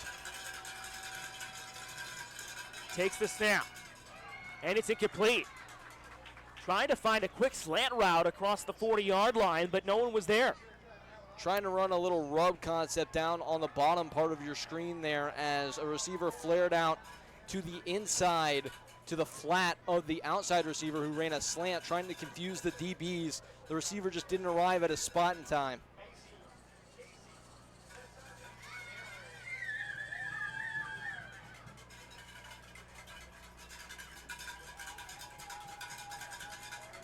37 seconds left with a 4th down in front of Harper. Empty set. Harper takes the snap, 3-step drop, trying to scramble. Has some pressure now, and he's going to be brought down behind the line. That is just hunting, seeking, and taking him down from Daniel Wood. Couldn't have said it better myself. He was in predator mode as he ripped through the offensive line, applied the pressure, and was able to put the cherry on top with a sack to end the first half for this defense, having conceded only 7 points to a very potent Basha offense. So the punt teams come out, 30 seconds to go on the dot. And they don't have to take a shot to try and score here, but it looks like they're not in victory formation. No kneel downs coming here. The offense rather out for Highland. After that big stop by the Highland Hawks defense. Daly, it looks like they're going to take a shot for it. There goes Daly on the run, cuts it back over across the 40. Taken down, gain of 8. That's not what you want to see from the quarterback. Of course, you're excited that he has the wherewithal to get out of the pocket and extend the play, but as Highland takes time out, you don't want to see your young quarterback taking shots from behind like that. He definitely was not giving himself up, didn't see it coming from right behind him. He did get blown up. But he's a tough kid, man, and I think that's what Coach Farrell loves the most about his quarterback, Gage Daly, is that he's just not afraid, and this team really reciprocates that attitude. I'd like to thank another one of our sponsors. Thank you, Dr. Sam Bullwinkle, again from Arizona Spinal Center, and for being a black sponsor, and for donating the halftime Gatorades to the Highland varsity players. Dr. Bullwinkle has agreed to buy any teeth that the tooth fairy did not take from under your pillow. I don't think that's ever happened to me, Peyton. Has it happened to you? Not as far as I can say. I've lost a couple teeth and not been able to find them, but tooth fairy was good to me. That did happen once. The first tooth I ever lost, I swallowed. How old were you? I don't even remember, man. Like 6? Because if you were under 6, I can give it to you. But if you were over I that, was eating a hamburger and I swallowed it. It just happened. I've heard about people eating corn and all of a sudden seeing some red in their corn and wondering why. That was my mom when she was a kid. Shout out to her. She's watching tonight as a big pass down the field and nearly came down with it. True Tanner there. Tanner nearly got it. Another shot down the field from Highland, but all my family's tuning into tonight, including a couple of my cousins as well from home in Chicago. You got any family tuning in tonight, Peyton? I'm sure somebody out there in Tennessee's watching. It's a little late on the East Coast, though, I will say that. Yeah, we got a 3-hour time difference to the East Coast, 2 hours to Chicago. It's Pac-12 football, high school football after dark. There you go. Highland after dark. 18.7 seconds to go, 2nd and 1 from the 36-yard line. Ooh. Takes the snap, hands it off. No, he's going to keep it himself rather and try and fall forward. He does get a first down. Highland will take another timeout here. They've got 2 left. Big shot taken by Gage Daly, and we talked about the fearless mindset. There is a drawback of it as the young quarterback is popped hard by a defensive player. Does pick up the first down, though, and we might see the leg of Jackson Ray. They have one more timeout with 12 seconds, so they're going to run another play out of that timeout here. But Ray did say he could hit from anywhere and has hit from as far as, 64 in practice? So we might get to see if he can put his money where his mouth is, the kicker Jackson Ray. So they are setting him up here. They probably have enough time for another play. Have a timeout to burn as well. So they don't have to go to the sidelines if they don't want to. Well, look for them to run something to the hash that he is the most comfortable, Jackson Ray, that being kicking from, if they are to run anything outside the hashes here. And we'll see what the formation is. Looks like it's going to be a shotgun set. 3 receivers to the far side of the field. The flag flies. I think they're trying to reset the clock. I think I saw a flag fly, maybe not. Watch Zach Schroeder near side of your screen, number 2. Daly takes a snap, they're going to go to him. There goes Schroeder, and he's inside the 25, out of bounds. Basha invited that with the covers they were playing, kind of a Mustang defense, really far dropped off as Ray comes out onto the field. That ball out of bounds, so it should stop the clock here with 3.3 seconds. Highland can take a timeout if they need to anyway. 8.3 seconds, rather, Peyton. So still enough time to run another play before a touchdown possibility still. They maybe have one quick play down the field, and if they don't see something, you would either throw it down outside the pocket and try and get the field goal or call your final timeout. Daly takes the snap. Looking downfield, rolling out, throws towards the back corner of the end zone, jump ball, and he came nearly down with it, but it fell incomplete, no flags. And that'll bring on the kicking unit. You like that from Daly, just put the ball up in the air in a place where your receiver is going to make a play or nobody is going to make a play, and give your kicker a chance to add to your lead before you go into the intermission locker room. So a 2.5 seconds remains on the game clock. Jackson Ray, we talked to him after the game last week against Skyline. He thinks he can make it from the NFL record 63. We're not quite there yet, but a decent field goal from the, looks to be about the 28-yard line. Maybe the 29 with the holder. Holder will be number 84 rather, Andy Hatch. And Hatch will set up at the 29, so a 39-yard field goal attempt from Jackson Ray. And time will expire on this play. Second down for Highland. Doesn't matter much, the down and distance. A 39 yard field goal attempt. The hold is good from Hatch. The kick is up. It is down the field, and the kick is no good, wide right. It was a boot that could have been good from 50 yards, but it was just off to the right. Well, it's nice that he can kick the ball from long distance, but you got to steer that one on target. Hopefully next time Ray will get another opportunity and he'll put it through the pipes this time. So the end of the first half, and it's 27 for Highland. 27 points. What a half it was for the Highland Hawks offense. Our halftime score, Highland 27, Basha 7. And stick with us, we'll have Coach Farrell with Jack Johnson in just a couple minutes. You're watching Highland Hawks football on the Highland Hawks TV network with Peyton and Alex. What have you seen, Peyton, first half from Highland? Highland was able to establish the ground game and then play off of that with the downfield passing attack. Saw it on the first drive. They brought out the flea flicker, and the defense bit hard because they were anticipating run. They got a pass, and now we'll send it down to Jack on the sideline with Brock Farrell. Maybe we'll explain that play call. Down here on the field with Coach Brock Farrell. And, Coach, you guys exploded at the end of that first half, but I want to take you back to one of the first plays of the game, that flea flicker. Yeah. Well, what was going through your mind when you made that call? Believe it or not, that was scripted. I went in wanting to take a shot early, and it worked out the way I hoped it would, where we kind of moved the ball a little bit. We're successful in the run, which forced them to suck their safeties up, and no risk it, no biscuit, I guess. So there you go. And especially at the end of the first half, you guys played so well. Tell me about Jay-Sean Lee, that pick six. That was really one of your first true interception touchdowns of the season. Yeah, that was great. I'm so happy for him. He's such a good player, and he just hasn't had a lot of opportunity to make those plays, so super happy for him. I feel for Basha because I'm pretty sure this is the first time number 6 has ever had to play quarterback, and he's having to read a lot, so he's trying to be a hero right now, and sometimes when you play varsity football for the first time, those things happen. So I'm glad we were on that end of it. So I'm happy for Jay Sean. Obviously, he gave us a great boost going into halftime. We just got to come out and finish this thing. Something that we talked about at the beginning of the season was the chemistry between Gage and his wide receivers. One is developed in particular, Gage to Tanner Crandall. Yep. And they've connected twice tonight for touchdowns. Have you seen that develop over practice? Do they hang out off the field, or is that just something that kind of just happens where he's always open? Well, I think it's two things. Crandall used to play quarterback as a freshman, so he understands spacing on the field and how to get open. And dude's just a playmaker, man. So it's nice when you got Schroeder and Tanner on both ends, so you got to defend the whole field. So because of that, our quarterback's got the whole field to work with.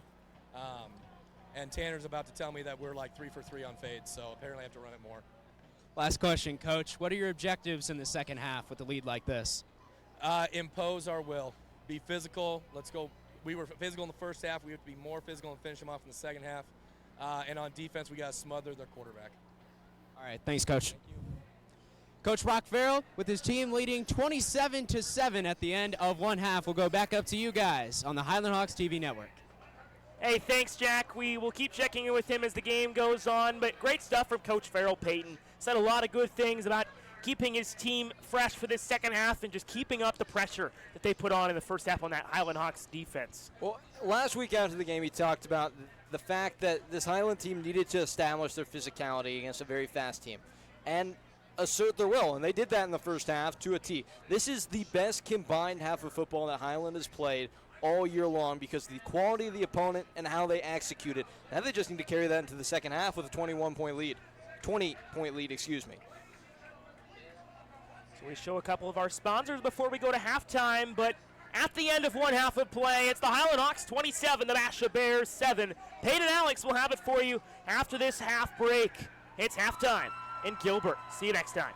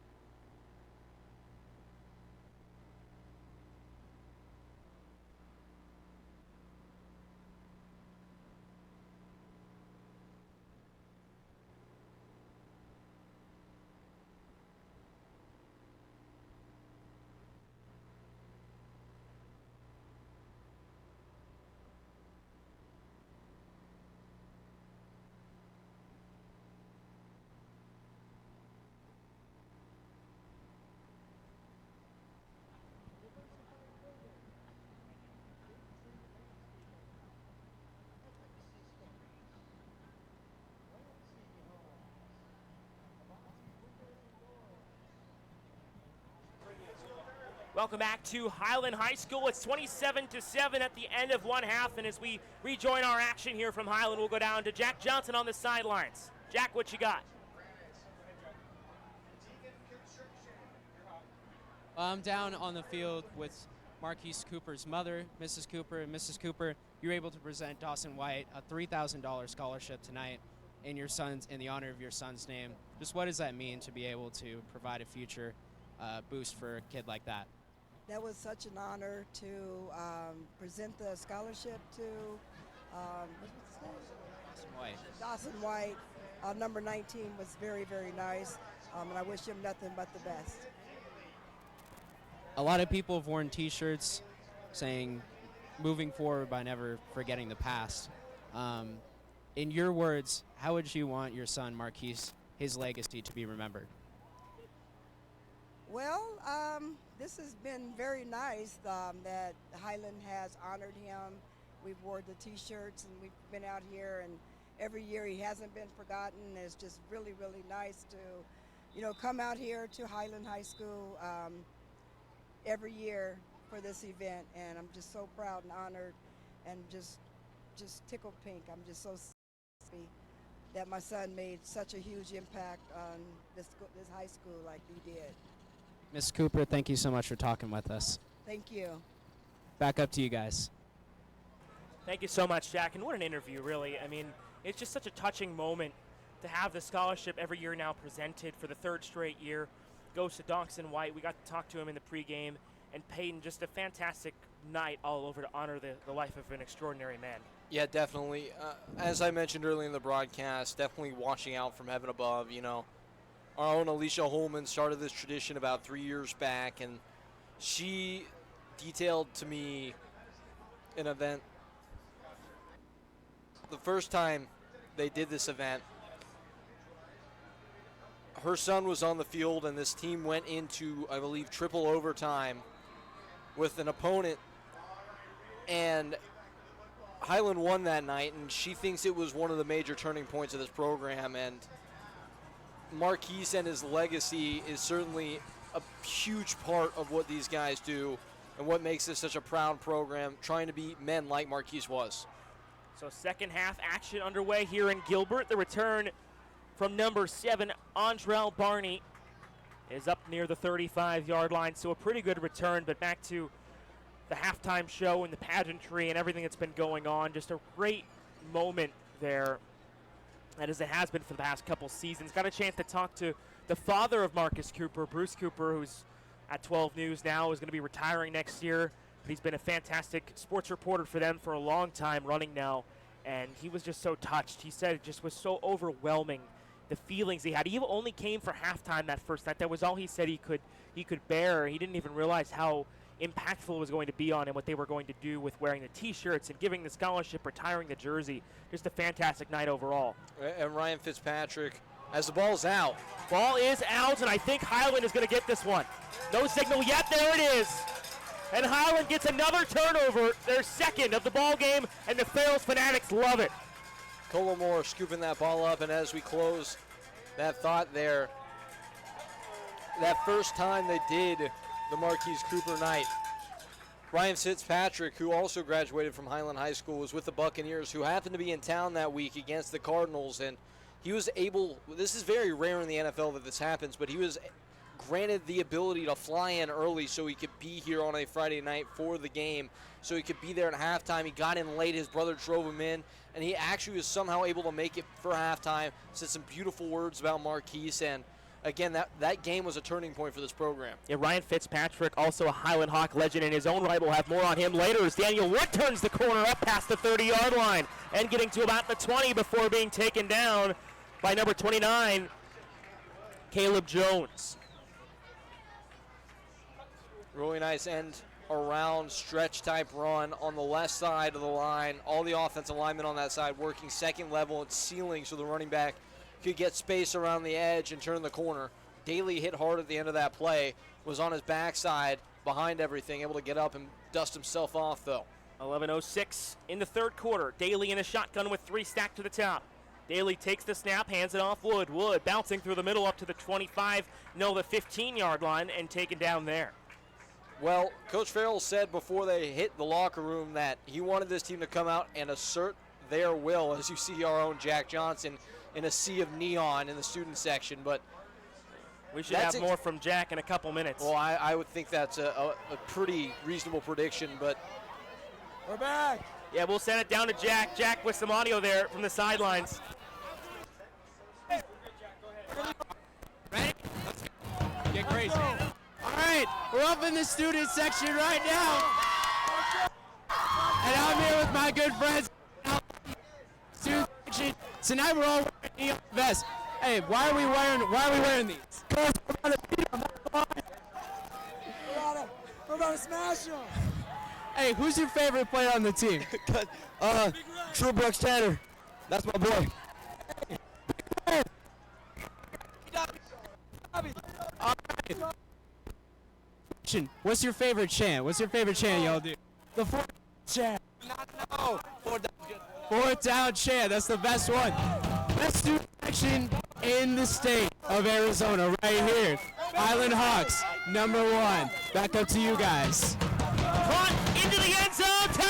Touchdown Hawks. You couldn't have picked a better time to come back to us. True Tanner for the touchdown, and the Hawks up by 4 touchdowns. Gage football doing his best Johnny Manziel impression. He scrambled around in the pocket, worked back left. Great job of keeping his eyes down the field, and he hooks up with his target for the easy walk-in touchdown. Great play by the sophomore Gage Daly, and what is turning into the gemstone moment of his opening season as a starter here for Highland. Look at Jack. He looks like he's having such a fun time down there on the right side of your screen. Looks right at home. Jackson Ray's kick is up, and this time it is good. He missed one earlier but redeems himself, and the kick is good. It's now 34-7.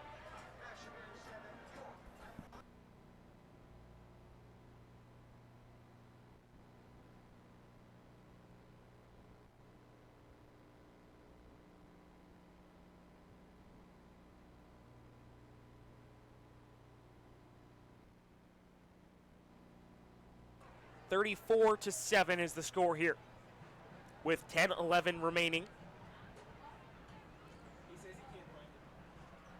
Highland will kick it away after their first score of the second half, and what a score it was.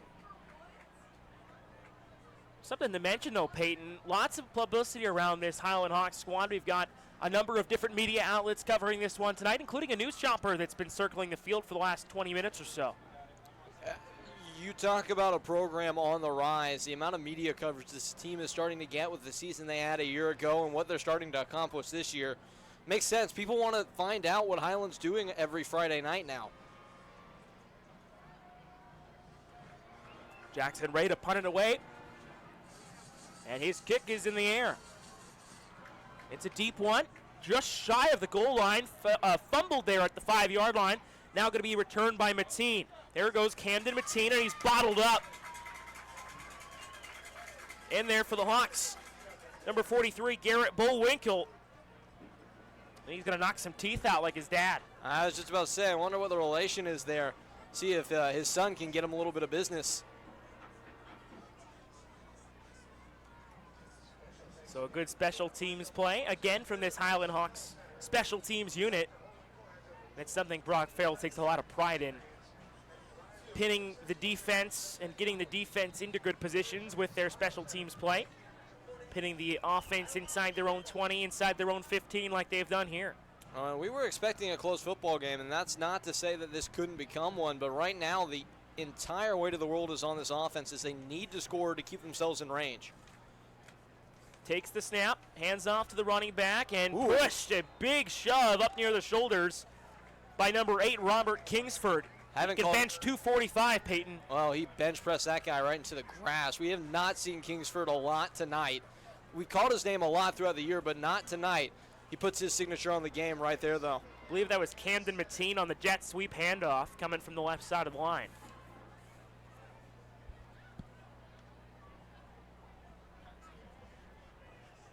Micah Harper still out there, the 5'11 senior. Came into today with 126 rushing yards. Hasn't had too many of them today, at least as of late. Had a couple nice rushes earlier in the game. Harper, he's going to rush forward here. Turns the corner. Harper forward and going towards the first down marker. We'll see if he's short. Late hit there as Harper comes up a little bit gimpy, grabbing at his knee. I didn't see a flag fly. I think it was well enough within the confines of play that they didn't blow the whistle, and they're actually going to say he stepped down a lot sooner than he did. Or now there's a penalty maybe assessed. I don't know, the official signaled like there was. It looks like they're going to move the chains now. The first down, as you see it on the far side, the chains will move. And that's what the signal was for. Really well run QB power on that play, and that's something I'd like to see a little bit more out of the Bears here in the second half. Start to use the athleticism of your quarterback, Micah Harper, in your offense. That's a new dimension that he provides coming from the position of wide receiver and defensive back that he can help this offense with, as you see a design run work out really well there. Harper in the gun. Blitz coming. 3 receivers. Takes the snap, going to try and run through the middle of the linebackers, and does. Falls forward towards the first down marker. Ran it right at the vacancy in the linebacking core, left by the blitz, as Cullimore, I believe, is coming off, or at least one of the Highland linebackers. It's actually number 35, Tyler Archibald. Archibald, the 5'6" senior. Number 35. So now in a second and short, you put yourself in a position where this could be a shot play. Playing with house money a little bit with an easy conversion in front of you on a third down if you don't pick it up. Archibald in for the injured Teak Treese, who started the season at the beginning in that middle linebacker spot. Dropping back, throwing downfield. Can he get him? And it's a bit too long for his receiver, number 8, Camden Mateen. Well, they took the shot play, saw the opportunity. Mateen had a step. The ball just drifted on the quarterback a little bit. We've seen that a lot throughout the later stages of this game, I would say, is that the passes just aren't as crisp from Harper. A lot of them just sailing over the heads of receivers. Had a step, like you said, Peyton. If it was a good throw, it could have been a big gain, maybe a touchdown, if he hit him in stride. Third and short, a huge third down, biggest third down of the night so far for the Bears. You might expect some blitz coming here.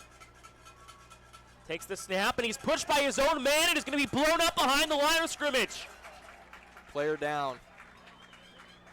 So Highland gets a third down stop, but some miscommunication between the quarterback, Michael Harper, and the running back, Fernandez. Number 77 in white and gold, that is A.J. Bunn, the offensive lineman, got thrown down by the defensive lineman, an immediate gap shoot that threw off the timing of that play. Very lucky just to get back to the line of scrimmage, and they are going to punt here instead of going for it on a 4th and short. They would give Highland a really good field position if they didn't get the first down here. From the 34-yard line, they'll punt it away. Highland has come close on a couple block attempts so far tonight. Derek Bass from his own 20. And it's a good one. Towards the sideline, going to bounce out of bounds past the 30-yard line of the Highland Hawks. So that's where they'll start. Not a bad punt at all. Tanner Crandall was hoping that would stay in bounds because he has some blocking in front of him, but it gets out, and they'll pin Highland back at their own 25-yard line. About the 25.5-yard line. And this could be a knockout punch. Very rare that you see 35, 5-score, some odd comebacks, point comebacks this late in games. If Highland can score here, they're really well set up for the rest of this game. And we talked to Brock Farrell before the halftime break with Jack Johnson. He said he wanted to take a big shot to get out ahead. He might be thinking something similar here to get the game out of reach. Pistol formation for the first time today. Handoff and a big hole up the middle again for the Highland Hawks. He's up towards midfield, and who else? Max Davis on the big carry. He just runs so hard, so fast. There is a penalty flag, though, and it's going to come back for a hold. Not to take away from what Max Davis just did there, but he is such an instinctive runner. Finds the hole, and once he gets past that first level, he just, like a bull, he just puts his arms ahead of him, puts his shoulders down, he just runs forward. He's just such a surgeon with the way he cuts. He will split you right up the gut from the belly button up to the chest if you give him the opportunity. It's nothing fancy, nothing too crazy with jukes and spins and cuts. He'll make one cut and tear you right in half, just like he did there. That time, though, the hold brings it back. So Highland now pinned inside their own 20-yard line again. 1st and 20. Throwing down the sideline, trying to get some separation on the deep ball. That was Zach Schroeder. had the speed. He's the 300 hurdles record holder at Highland High School, but he didn't have the hands. Well, the Hawks have made a lot of money so far looking at the 9 routes, those fades to Tanner Crandall. That time they try to feed Schroeder. Schroeder does a really good job of working back to the football, but it's broken up at the last moment. Press coverage across the board right now for Basha. Daly takes the snap, hands it off. There goes Max Davis. Cuts across block. the 25-yard line, and a great block. Gets him towards the 30. Zach Schroeder throwing hands out there on the perimeter and opening up some space for his running back to run into. Some whistles after the play. Refs having a discussion. It's Boone again. Chance Hanks having a discussion with the ref with his hands up. Boone said, I did nothing wrong. I'm just dominating. Let me play. Noah Boone has been eating tonight. Started versus Chandler last season. Has the most varsity experience, like we said earlier, of this front 5. He's reenacting scenes from the blind side right now, taking guys about 15 yards downfield and finishing blocks. Take you to the bus. That's something I like to used to do in basketball practice. You get the 2 hits on the screen, you make a lot of people upset. Daly down the field, it's incomplete. And a broken off route there as Daly got hit hard and sailed the ball. Tanner Crandall was breaking back on a hitch, and that ball just sailed. Yeah, Daly looked a little upset after that last play. Shaking his head a little bit, but they've had a number of good drives. That wasn't one of them. 4th and 8 after the penalty pushed them back to their own 15. A nice stand by the Bear defense. And that's exactly what they needed in this time of the ball game. Like you said, another touchdown for Highland, and it might be it. That might be all she wrote. Definitely hard to come back this late in the ball game from 35, 34 points down. Kick is away from Jackson Ray. Fielded. Good punt. It is a good punt, and not will be fielded. And that's Jackson Delsey. Delsey was acting like a curling player there, trying to brush the ball forward with his hands. He needs a broom. Get that man a broom down there. I don't know if it would work with grass, but he definitely had the right idea. And who knows? You might have been able to push it a couple extra micrometers. Is that a word? Centimeters? Something close enough. Millimeters. That's the word. There you go. For. Metric system, folks. We don't have it here in the U.S. Well, and with the way Highland has played tonight, they're really cleaning up. You might as well get Delsey a broom. I'm going to do some research on that. Does a micrometer exist? As he pulls out his iPhone. Empty set.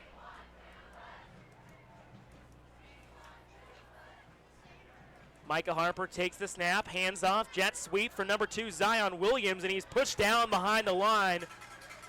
Again, broken up, this time by Highland's number 42. That's Moדי West. Kingsford also in there, and Williams gets up a little bit gimpy as well. I think he saw a cut back there, but as he stuck his foot in the ground, slowed up, and was really grabbing at that ankle. So a micrometer is actually a mathematical tool, a screw gauge. Interesting. So it's not a measurement like I was calling it. Well, let's just go with millimeters. I know that's real. If you haven't gained anything tonight so far, there you go. Now you know what a micrometer is. Takes the snap. Harper rolling to the right, throwing a screen pass to his receiver, Andrell Barney, who gains a couple. 3rd down coming out, and short.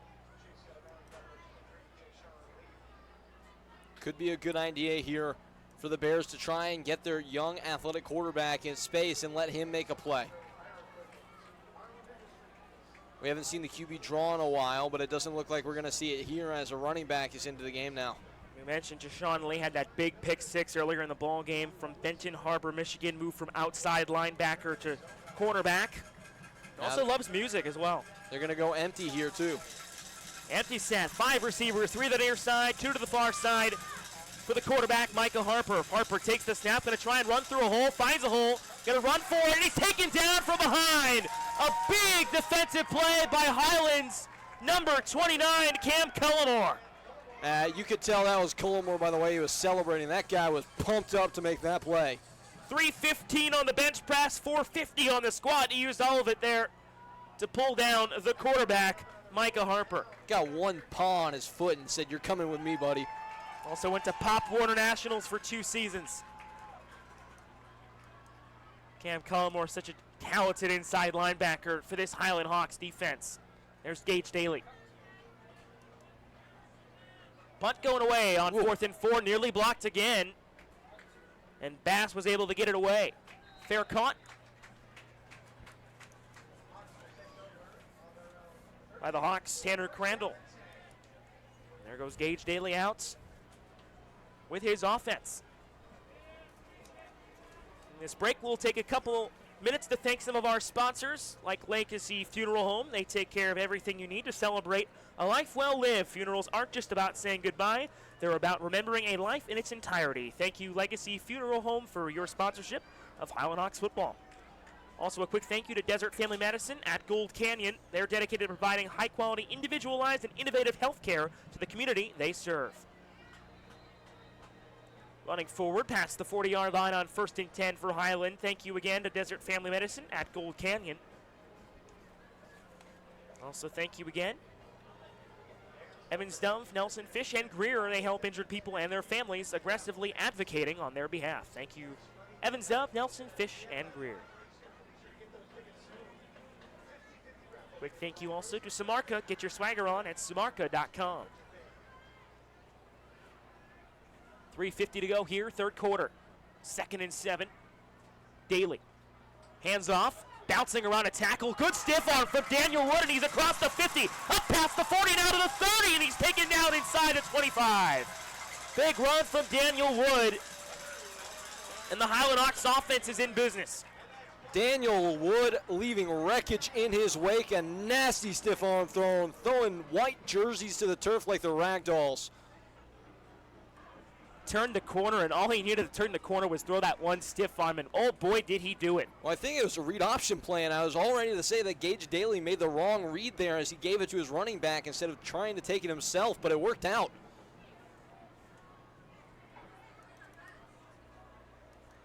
First and 10 for the Hawks at their own, the Basha 25-yard line. Daly in the shotgun with 3 receivers stacked to the top. Daly throws on the short screen play out to True Tanner, gain of a couple on 1st down. Really nice 1-2 completion, getting Tanner involved. He got a touchdown earlier in this game. That's a timing route that if you float, you could see exactly what we saw Jay-Sean Lee do earlier in this game and have it run back the wrong direction for a pick 6. Really nice, well-zipped ball into the flat. A good throw from Daly. You saw Jack Fitzpatrick on the left side of your screen, number 66. He's the center today. 6'2", 245. He was the backup nose guard in 2018 for this Highland Hawks squad. Haven't seen this before from Highland. I formation. Rather, it's a pistol. Daly pulls the handoff, and it throws it to the far side of the field again to True Tanner. Gain of 5. That's an RPO right there, the option to hand it off to the running back or throw it. Quick timing route, and now they're really starting to get True Tanner involved. Tanner, the quarterback, convert. 9 of 16 for 93 yards at the quarterback spot in 2018. They found him for a couple nice gains on this drive. See if they go back to him here. Daly steps up in the single back. 2 receivers, 1 to each side, with a tight end to the right side of the line, hands it off. There goes Daniel Wood with another nasty stiff arm. Daniel Wood forward into the end zone for a touchdown. Oh my goodness, that's the 2nd stiff arm that he threw in that same drive. He hit him with the crossover, Allen Iverson style. He just stepped over him and stepped into the end zone. What a run from Daniel Wood, dripping in swagger on that take. Dripping in swagger indeed. What a move from Daniel Wood. Threw the stiff arm again, twice in the same drive with those nasty stiff arms, and broke the ankles of the linebacker. Jackson Ray, now they're going to pull it off the bad snap. Throwing towards the end zone, and it's incomplete. That was the holder, number 84, Andy Hatch, who pulled it off from Jackson Ray's extra point attempt. I don't think that was designed, Peyton. No, I don't either. And with the way Highland is playing, you know, okay, you say, all right, get him next time, happy with the performance, but we know Coach Brock Farrell better than that. He's going to be, after the game, upset that Highland left 2 points on the board, having the 2 extra points go wrong. They might get a couple extra sprints in there early next week in practice because of those. There's a couple more of our Platinum sponsors and the Nest sponsors as well. I'd also like to thank Arizona Granite Connection. From new builds to renovations to updates, we can help. Arizona Granite Connection. Also, thank you to Nathan Davis Orthodontics. You have a smile that was meant to light up a room. We can help reveal that smile. Nathan Davis Orthodontics. And last, thank you to EduPoint. They provide an all-in-one solution for information, learning, and special education needs of K through 12 school districts. Thank you, EduPoint, for your sponsorship of Highland Hawks football. Jackson Ray back out there. Didn't get a chance to get that extra point, so I don't know if that'll go down as a failed extra point for him, but it was a failed extra point try as he boots it away. Short kick. Looked a little upset with himself on that one as it lands at about the 10-yard line. Returner for the Basha Bears is number 7, Andrell Barney. Gets to about 20-yard line. Barney has proved slippery the last couple times returning as he made a couple guys miss and advanced the ball for a nice little chunky yardage and makes it up to about the 26, I believe. Actually, they'll mark him back down at the 28-yard line. I can't do math. 23. Don't say that. You're in college. You can do some math. I'm in journalism school. I can't do any math. But you had to take a gen ed journalism math class, didn't you? Yes, and I passed by the skin of my teeth. Fair enough. 3:07 left in the third quarter. You can read a scoreboard, right? That's all we need for this. Sometimes. 40-7 Highland. Flag flies. Didn't see the play clock. It's still at 5 seconds, so I doubt it's a delay of game penalty. I do math in increments of 2, 3, 6, and 7. And 1, 2, 3, 4. False start on the Basha Bears. Moves them back. 1, 2, 3, 4, 5 yards. There you go.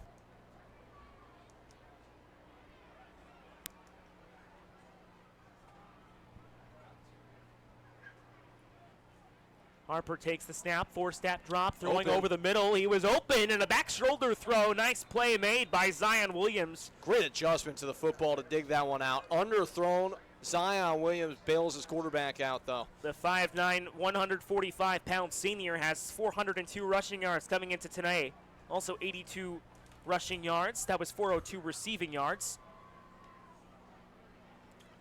Averaging just above 100 yards to the date. In games played through 4, we'll probably have over 100 here today. Taking the snap, Harper. Quick throw. Out to the outside. Pursuit put on. Camden Mateen gains forward for a first down. That's a nice drive, probably the best drive in a while so far for the Basha Bears as they've been able to move the ball off the field. Pretty pedestrian defensive effort so far from Highland as they backed off in coverage a little bit, inviting some of these underneath routes.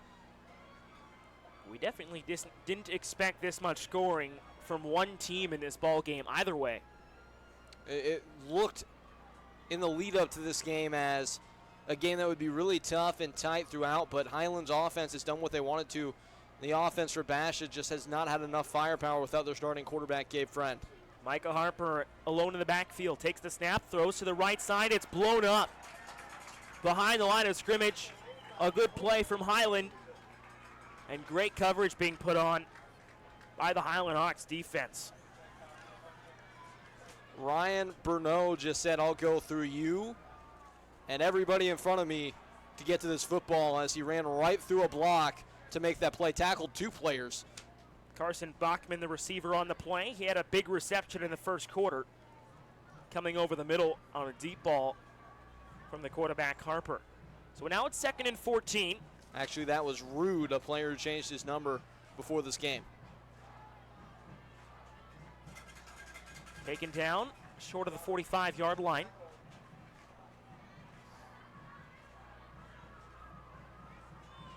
So it'll be 3rd and long. 3rd and 11.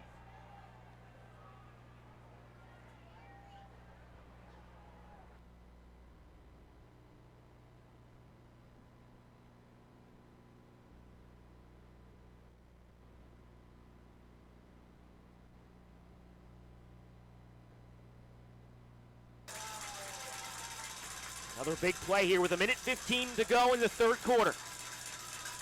Taking the snap, Harper, three-step drop, throwing a deep ball down the middle of the field, and it's too long again for his receiver in the area. I think Zion Williams. It was Zion Williams. He had a step on the defensive back, too. And I think he could have made that play there. He just didn't get his head around in time to locate the football. Landed pretty much right in his lap. Now, the depth perception from our vantage is not the best, as I can't see laterally where the ball landed, but it looked like a playable ball for the receiver.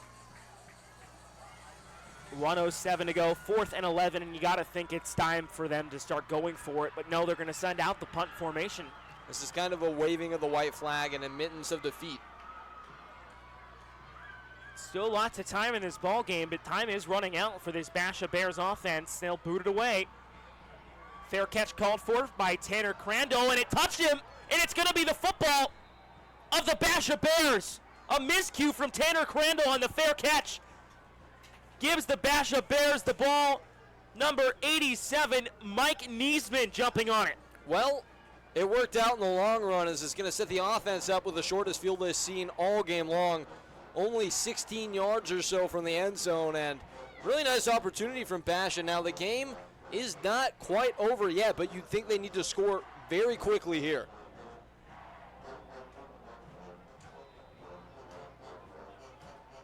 Crazier things have happened in high school football. Score right here would go a long way to renewing the hope of the Bears.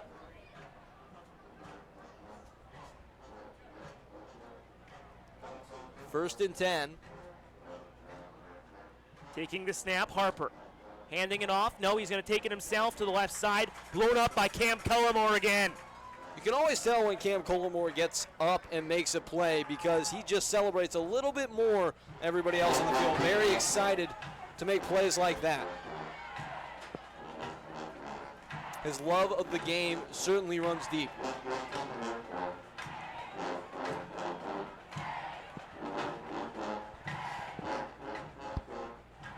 Hearing the sounds of the Highland High School marching band pumping up the student section. 2nd and 10 from the 18 with 15 seconds to go in the third quarter. Taking the snap, Harper. Blown up behind the line, he's sacked.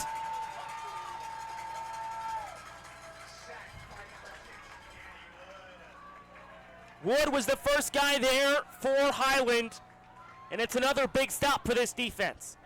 Kyle Olson finally making the play as well, getting involved. The pass rush hasn't necessarily gotten home a ton tonight. A big play there, though. This defense says, you can put us back out on the field with a short field. We're not giving an inch, and that has been the case as we head into the fourth. Going to the fourth quarter now. At the end of 3 quarters, the score, Highland 40, Basha 7. We'll be right back on the Highland Hawks TV network.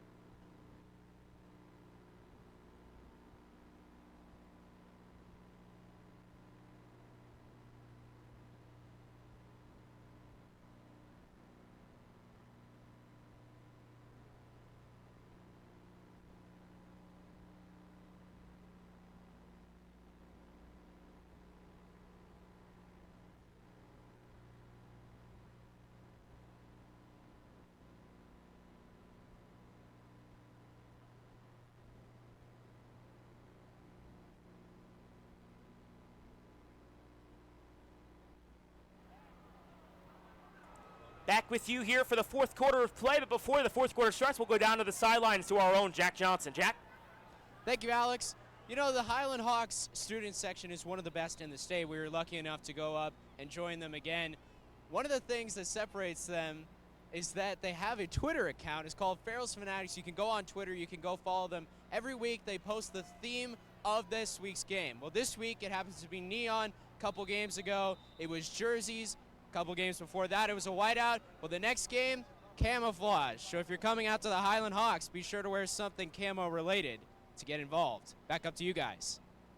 Thanks, Jack. And the Farrell's Fanatics always do a fantastic job as does our own Jack Johnson after a big run on second down, but illegal hands to the face will bring the Basha Bears back quite a few yards. It's going to be really intimidating for an opponent coming in here just to be met with a wall of sound that they can't see. Get it because they're wearing camouflage? No? Tough room. Tough room. Tough broadcast booth. Oh, that was supposed to be funny? Yes, that was the point. I'm sorry.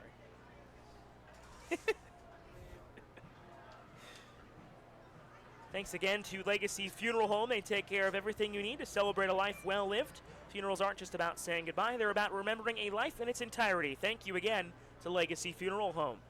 Also another thank you to Desert Family Medicine at Gold Canyon. They're dedicated to providing high quality, individualized, and innovative health care to the community they serve. Thank you again, Desert Family Medicine at Gold Canyon. Another quick thank you to Arizona Granite Connection. From new builds to renovations to updates, we can help. Arizona Granite Connection.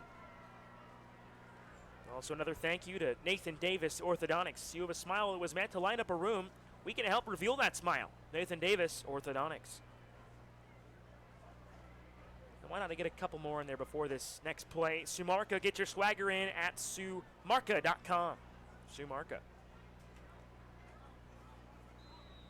Play resumes here with 11:47 to go in the fourth quarter. 3rd and 3 from about the 12-yard line. Have to get to the 8. Takes the snap, fakes the handoff, rolling out right. Harper looking towards the end zone. He's going to be pressured and brought down behind the line. Daniel Wood, folks. And also Monai West was in with it as well. Good game tackle from both of them. Wood shot the gap, came in like a bat out of hell from the second level of this defense. Looked like the play was there. He slammed the door shut. What a play by number 6 in teal. 11:10 to go. 40-7. A 33-point lead. Tonight has gone about as well as you could have liked it to if you're a Highland fan.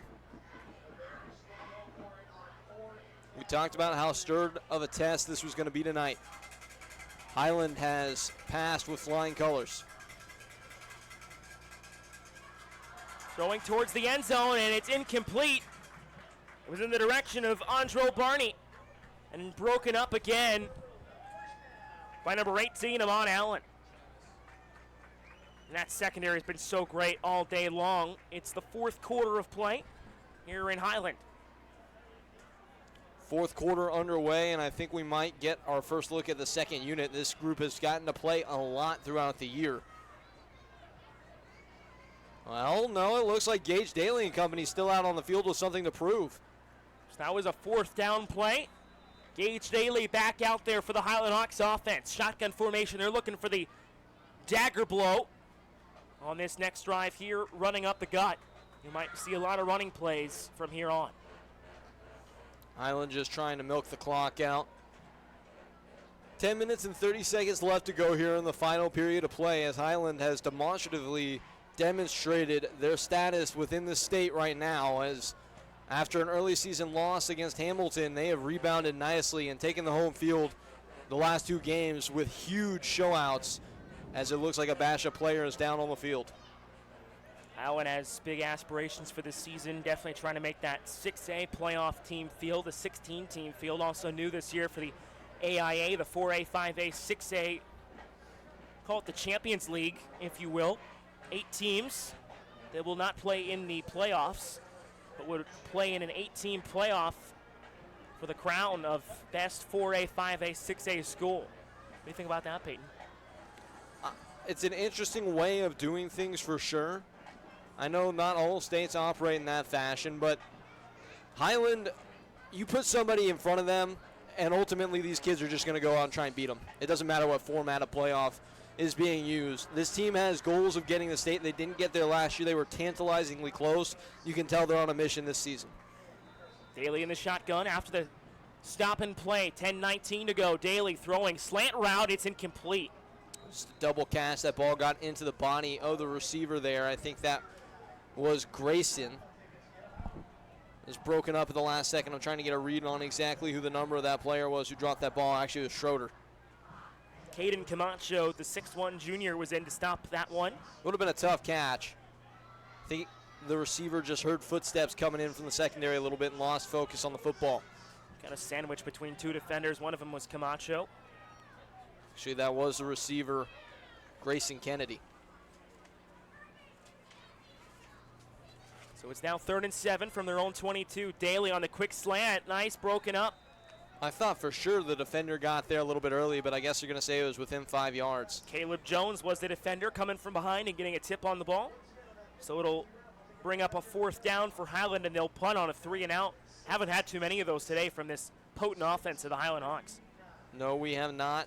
Daly has been sharp. The running game has been emphatic, and the Bears just haven't had many answers, but now we're going to see something you don't often see. The quarterback is in to return this punt for the Bears of Basha as Micah Harper has his white cleats at the, we'll say, 45-yard line. Now he'll saunter up to the eye of the hawk there in midfield. 10-12 to go. This 4th quarter ticking along. Moving a little slower than we're used to. 4th and 7. Jackson Ray out the punt.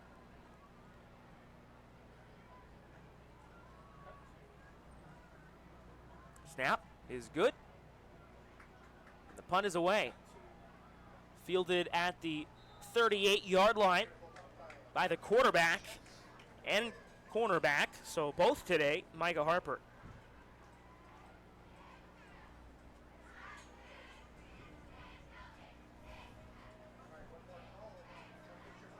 Flash a couple more of our sponsors up there. Thanks again to Desert Family Medicine at Gold Canyon. They're dedicated to providing high-quality, individualized, and innovative health care to the community that they serve. Thanks, Desert Family Medicine at Gold Canyon. Thanks again to Legacy Funeral Home. They take care of everything you need to celebrate a life well lived. Funerals aren't just about saying goodbye. They're about remembering a life in its entirety. Thank you, Legacy Funeral Home. And EduPoint, they provide an all-in-one solution for student information, learning, and special education needs of K through 12 school districts, thanks to EduPoint. Shotgun formation, 10:06 to go. Takes the snap. Harper hands it off. Haven't seen too many carries from the running back, Andrew Fernandez, as of late. But he gets one there, the 5'7 senior. Has 253 rushing yards to his credit coming into tonight's ball game.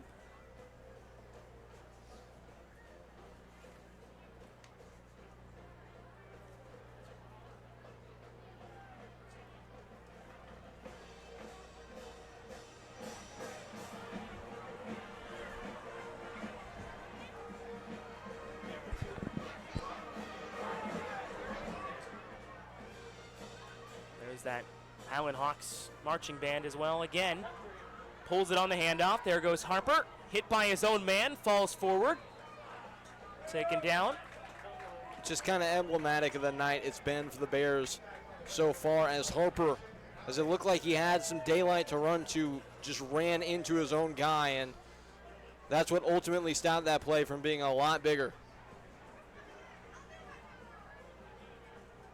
8:56 to go. It'll be a 3rd and 5.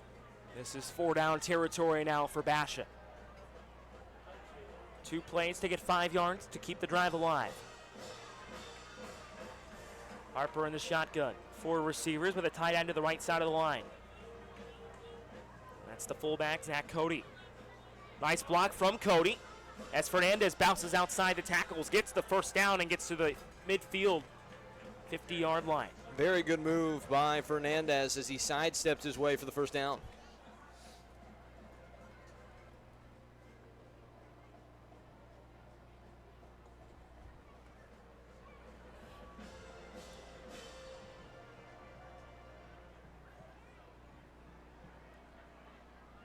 Nearing 8 minutes to go in Gilbert. Zach Cody's still in there at the tight end, fullback slot. It's like a combo position, as their head coach told me before the game. That head coach being Chris McDonald. Kind of an H-backy type role. As you said, kind of a combination. Usually the guys playing that position are a little bit smaller than tight ends, maybe a little bit more athletic, and are very good lead blockers as well as receivers. 5'10", 200 pounds for Zach Cody. They don't start the tight end. It's something they run out of a different package as the game goes on. We've only really seen Zach Cody on the field maybe second quarter and after. It's kind of something that developed out of that Urban Meyer school of thought back when he had Tim Tebow, a really good running quarterback. 7:10 to go. Harper takes the snap, 4-step drop. Harper throwing deep down the sideline, has some daylight, jumping up with it, couldn't come down. Looking for his receiver, Mike Niesman. Really good ball there, but Rude with a nice little bit of closing burst to break on that ball and knock it out of the hands of the receiver. Niesman, a 6'2" junior wide receiver. He's definitely the tallest of the bunch. It's out there for the Basha Bears. We got 5'9", 6 foot, 5'11", 6'1", and Niesman at 6'2". 7:01 to go. 33-point lead for the Hawks. Motion the tight end to the right side of the line. Harper with 3 receivers takes the snap, hands off Fernandez going forward, gaining about 6 on the play, but not enough for the first down. And it's 4th down and about 3 yards, maybe 4. 4th down, and they actually, I think, are going to leave the offense out here. Try and make the score a little bit more respectable. This is a good learning experience for your young quarterback that's been thrust into action here and will likely have to pilot this Basha team for the rest of the year. Harper with a lot of experience, just not at the quarterback spot. He's a 5'11" senior. Came in with over 100 yards receiving as well as rushing.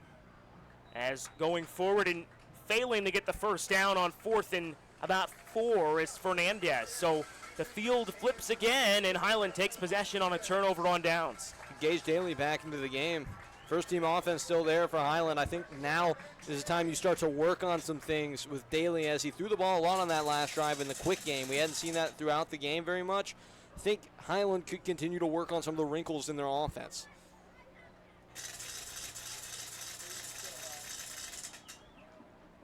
Daly captaining this offense. It's a big spot for the sophomore. We'll see what they do here. See how aggressive they are. Like you said, Peyton, they might want to try something. And we've talked to Coach Farrell a number of times this season. He's not the kind of coach to let up when you're up 33 against a good team like Basha. Hands off out of the pistol. That was that read option play you've been talking about, Peyton. But it was blown up at the line. First carry of the game for Highland's number 50. Big number 50 carrying the football. That's Zach Taysom. Oh, yeah. We like to see that. Put the guard in at halfback and have a day. Peyton, the energy from my side of the booth did not match the energy from your side of the booth. I love that. I wish that opportunity had been given to me at any point in my career. Oh, my goodness. It was a short career. It ended in middle school. But if that had ever happened, I might have stuck with the sport. You know, if I didn't know this already, you should know this if you're watching the stream, is Peyton played offensive line in high school. That's why he's so excited. It's just, you love to see. Taysom was taken out of the starting lineup this week. He was an undersized tackle that had worked really hard to get into the lineup. Was removed from the starting lineup today at right tackle. Really cool that Brock Farrell got him into the game and gave him a carry. Who knows? He might get a second one coming around. He's still in the ball game. There he is, right side of your screen, number 50.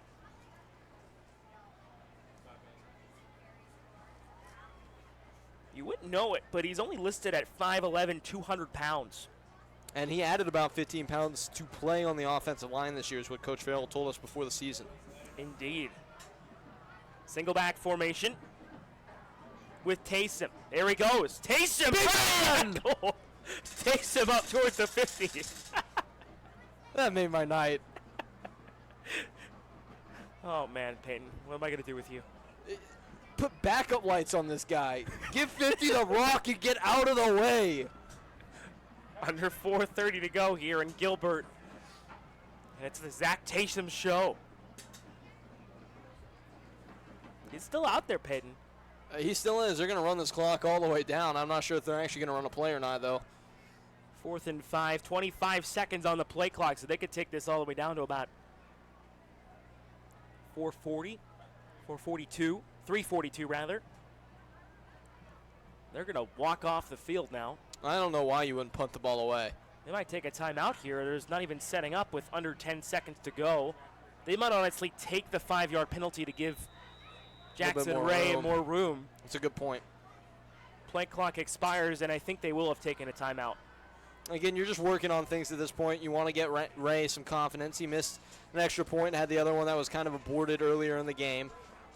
Give a chance to coffin corner one and add to his punting average. And it's safe to say that was Gage Daly's last action of the game. If Highland does get the ball back here, I hope it's not Zach Taysom's. You might see some more of the second-team offense out there. 3:47 to go before the Highland Hawks called timeout. That was their first. Still 3 timeouts for the Basha Bears. And of course, down 33 with inside 4 minutes to go. It's going to be a pretty tall task to ask of your offense. And we also saw Highland score 21 points in the first minute of their season about 4 weeks ago, Peyton. I mean, we've seen crazier things happen. And at that clip, Highland could have scored hundreds, 80 points or so in the same amount of time as we have remaining here, 3:47. So don't go anywhere is our point on that. Jackson Ray's punt is away, and it's going to be fielded by the quarterback and cornerback, Micah Harper. Second team defense into the game. That was false advertising. This game is well and over at this point, barring something that you will never ever see ever again happening. But why would you ever change the channel when Zach Taysom is running the football? I don't know. I don't know, Peyton. You wouldn't. The answer is you would not. You would not change the channel. Stay for Zach Taysom. This is all I have to say on the matter. Taysom on that big offensive line for the Highland Hawks. It also includes 245 Jack Fitzpatrick, 230 Brigham Bent, 265 Noah Boone at left tackle, 270 Chance Hanks on the right guard spot, and then his first start of the season for Makua Pule.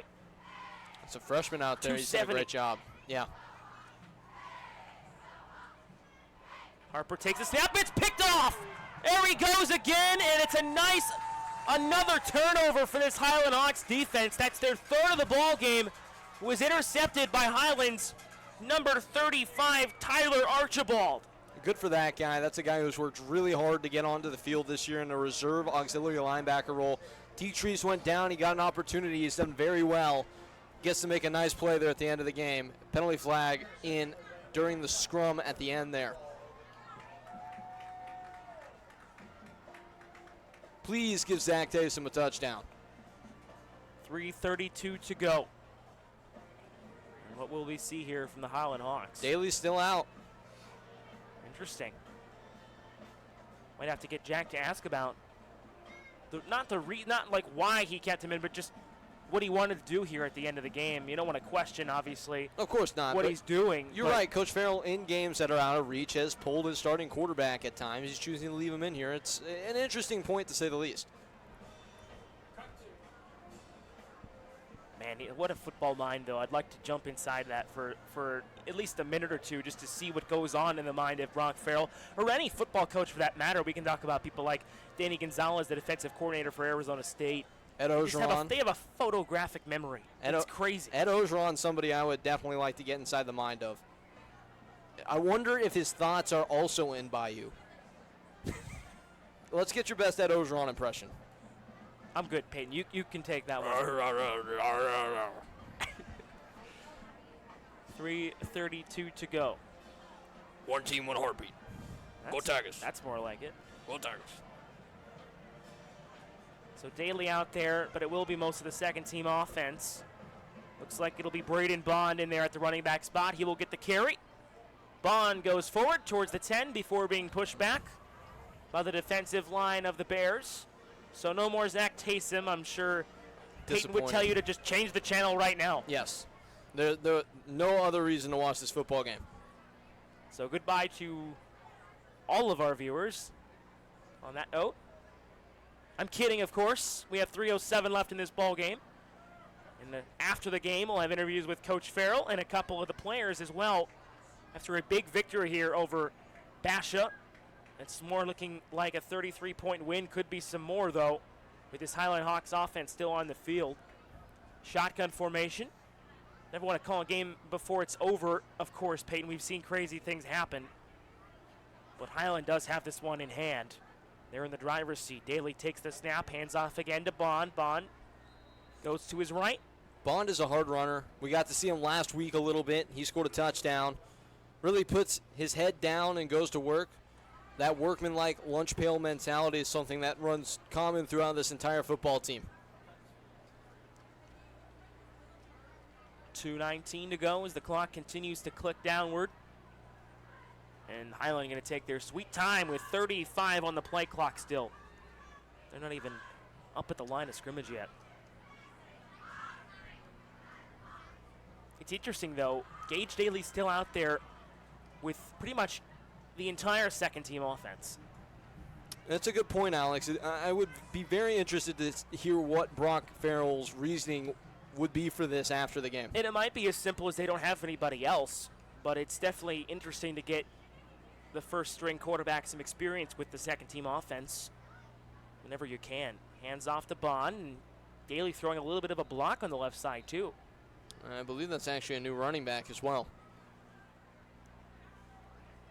Couldn't tell the number on the running back from Highland as the clock continues to click downward. 1:21 to go. 4th and 7 now. We'll see if Highland just runs out the clock, or I don't expect him to trot out Jackson Ray for another field goal, maybe for some confidence boost. Definitely hasn't had his best game by his incredibly high standards that he holds himself to, and they're going to go for it.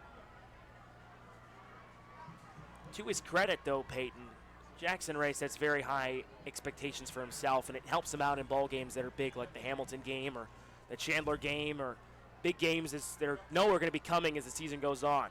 Daly hands off, bouncing forward, flag flies as he falls towards the 5-yard line. That was number 34, Carson Allen, the 6-foot sophomore, getting a carry. We'll get the call from the refs. 38 seconds to go.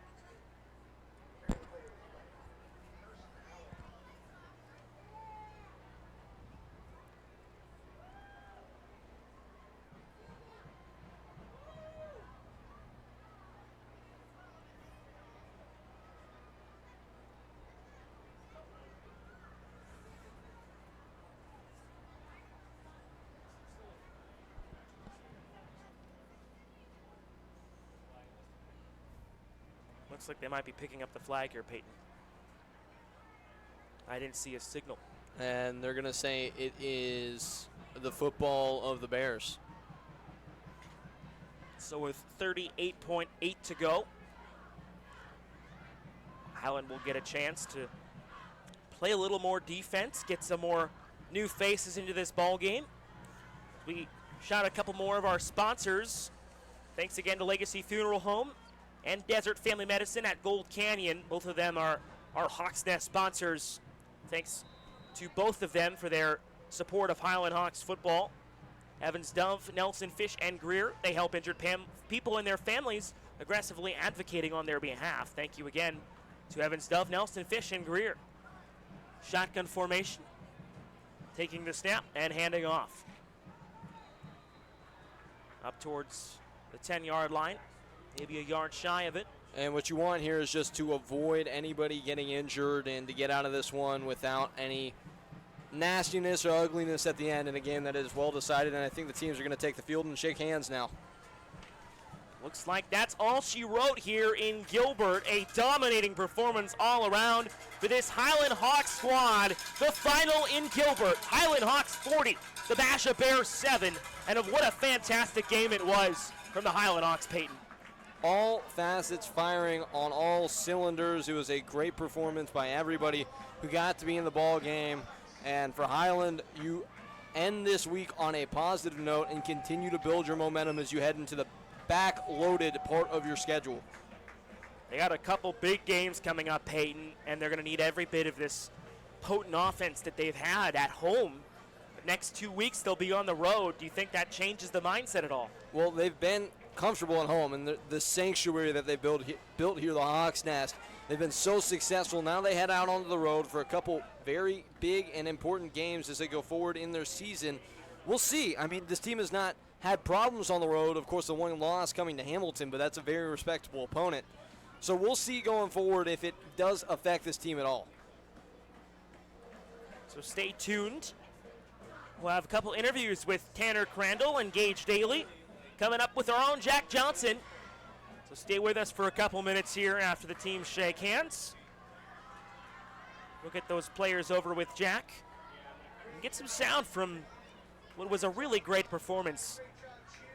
And we keep saying it because they keep playing so well at home. Of course, there'll be things to look at, and of course, Coach Farrell won't be happy with everything, especially on special teams. A couple of those missed extra points.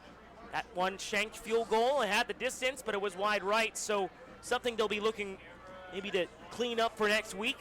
Can't afford to leave those points on the field, per se. Well, especially not next week against Desert Vista, a very, very strong opponent, 3-1 on the year, on their way to being 4-1 with a 44-0 win tonight against North, a very good team that Highland was good against last year.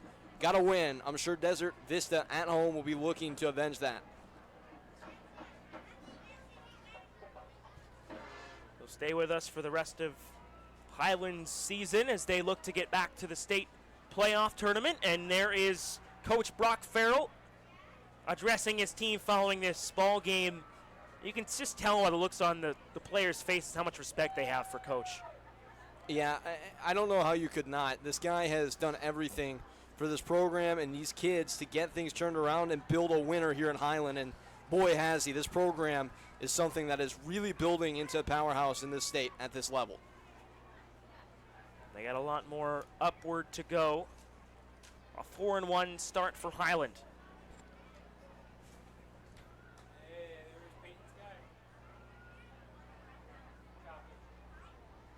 Players shaking hands. It's a good Friday night. You can see Jack Johnson in the back working his sources. We'll go back down to him in just a couple whenever we can get him down on the field with one of the Highland Hawk players.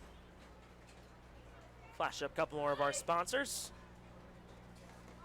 Thanks again to Evans Stuff, Nelson Fishing Greer. They help injured people and their families aggressively advocating on their behalf. Thank you again for your sponsorship and all of our sponsors, really. We'll read off a couple of our platinum sponsors. Thank you, Raising Cane's Chicken Fingers, Ellsworth Home Services, the Buffalo Spot, Cards Wire, Lambert and Goodnow, Ortho Arizona, Capital West Homes, Diversified Builders, Big Tree Landscaping, and Epic Systems. Those are some of our platinum sponsors for this broadcast of Highland Hawks football. We'll have Gage Daly with Jack Johnson in just a couple seconds. So hold on for a couple more seconds. I'm being told by Jack that we are ready, so we'll send it down to Jack with Gage Daly. For Gage Daly, I figured it's about time. It's week 5. You were able to hook up with Tanner Crandall. Your chemistry developed over the course of the season. You know, off season we've been putting in that work. Throwing on some random field, we go find a field, we go throw routes, timing down. And also, I do that with all the receivers: Tanner, Schroeder, True, Grayson, Big Red. He's hurt though. Did that with all of them, but none of that would happen without the O-line, of course. And yeah, let's talk about that O-line. They do great protecting you, and they allow you to get outside. One of the things that most you look inside, how you're able to sprint off. You can off a dual threat quarterback, Gage. If I have to be. I like to be a pocket passer, but dual threat, I like that term. Either one. And then Brock Farrell, what is the advice that he's given you over the course of the season that's allowed you to develop? Just stay calm. Just trust my teammates, which is really easy to do when we got this many playmakers on it. And just play football. Just be me. And then, Gage, last couple questions. What's your favorite route to throw? Oh, man. I really like 10-yard speed outs or just the throw it as far as I can. The go route? Yeah, I talked to Schroeder earlier. Before the game, he said that was his favorite route. Yeah, so, and then also the last question. You've had so many receivers do track. How do you feel like that's helped the team from taking their track abilities over to the football field? Oh, it's helped them a unbelievable amount because the track just gets you faster, and you can see it on the field. Danny did track. Tanner was going to, but he was injured. Got injured during basketball season. Sorry about that. Schroeder did it. Set the school record in the 300-meter hurdles. Yeah. I know the O-line did shot put. Got him a lot stronger. That helped a lot. I'm doing track this spring. I learned my lesson. So I didn't do it last year. Should have, but I'm going to do this. And very last question for you, Gage. You've had such an impressive start to your career here at Highland, but looking forward to the end of the season and the last couple games that you guys have, what are the improvements that you'd like to make personally in your game? Just make the right reads. Just don't butch as many as I have been. Even though it doesn't really look like it, I have been. So just crisp myself up. Later. All right, Gage, thanks for stopping by. Gage Daly, the quarterback, number 12, and we'll go back up to you guys. Thanks, Peyton. We'll come back to you in just a couple minutes with a couple more interviews. Cam Cullimore as well as Tanner Crandall, if we can get him. A couple more of our sponsors up on the screen. We'll read off a couple more of our Highland Hawks Touchdown Booster Club Platinum sponsors: Lancey Homes, Avanti Windows and Doors, Aspen Physical Therapy, East Valley Tires, Crandall Plumbing, Morgan Taylor Homes, Abbott Granite, Deegan Construction, Metro Fire Equipment, Marlem Industries, and IES. Now we'll send it down to the third member of our team, Jack Johnson, who's with Cam Cullimore. Jack? Cam Cullimore, number 29. Cam, you guys had such a great game defensively, and the mood after the game when your coach Brock Farrell was talking to you, you guys were elated. How proud of your performance tonight? I mean, it was a great performance. I mean, we had a great week of practice, and I mean, it showed on the field. We brought our installation on the field, and I mean, we just had a great game. Cam, how about the progression that you guys have had defensively from the start of the season all the way through? I mean, we've gotten a lot better. Let me just say that. Like, our practices have gotten a lot nicer. We've started focusing more. Everyone's getting their film hours in, getting the playbook, and we're doing good right now. I'm excited for the end of the season. Cam, you're surrounded by family and friends out here. Just talk to me about the family environment that Highland brings. Oh, it's crazy because I was coming to the games when I was little. It's crazy to see how everyone's coming together. The communities, I mean, the stands are almost full every game. I mean, it's crazy. Like, away games at Boulder Creek, our stands were full. Like, it's just a great environment, and the families, like, we feel the love on the field. Cam, looking forward to the end of the season. You guys are going to face nothing but steeper competition. So going forward into this week of practice, what are the things that you'd like your defense to improve on? Communication. I mean, on their touchdown, we didn't have good communication, and it showed. They got a touchdown. I mean, and that's one play we didn't, like, communicate. And if we get our communication, we could have a shutout every game. Cam, thank you so much. Thank you. Cam Cullimore, number 29, he balled out tonight for the Highland Hawks, as did the rest of the defense. Back up to you guys. Thank you again, Peyton. Excuse me, thank you again to Jack Johnson. Peyton is sitting next to me. Hi, Peyton. How are you? Hi, Alex. You doing okay? I'm doing great. We'll have Brock Farrell with Jack Johnson. Here we go. How are you, Jack?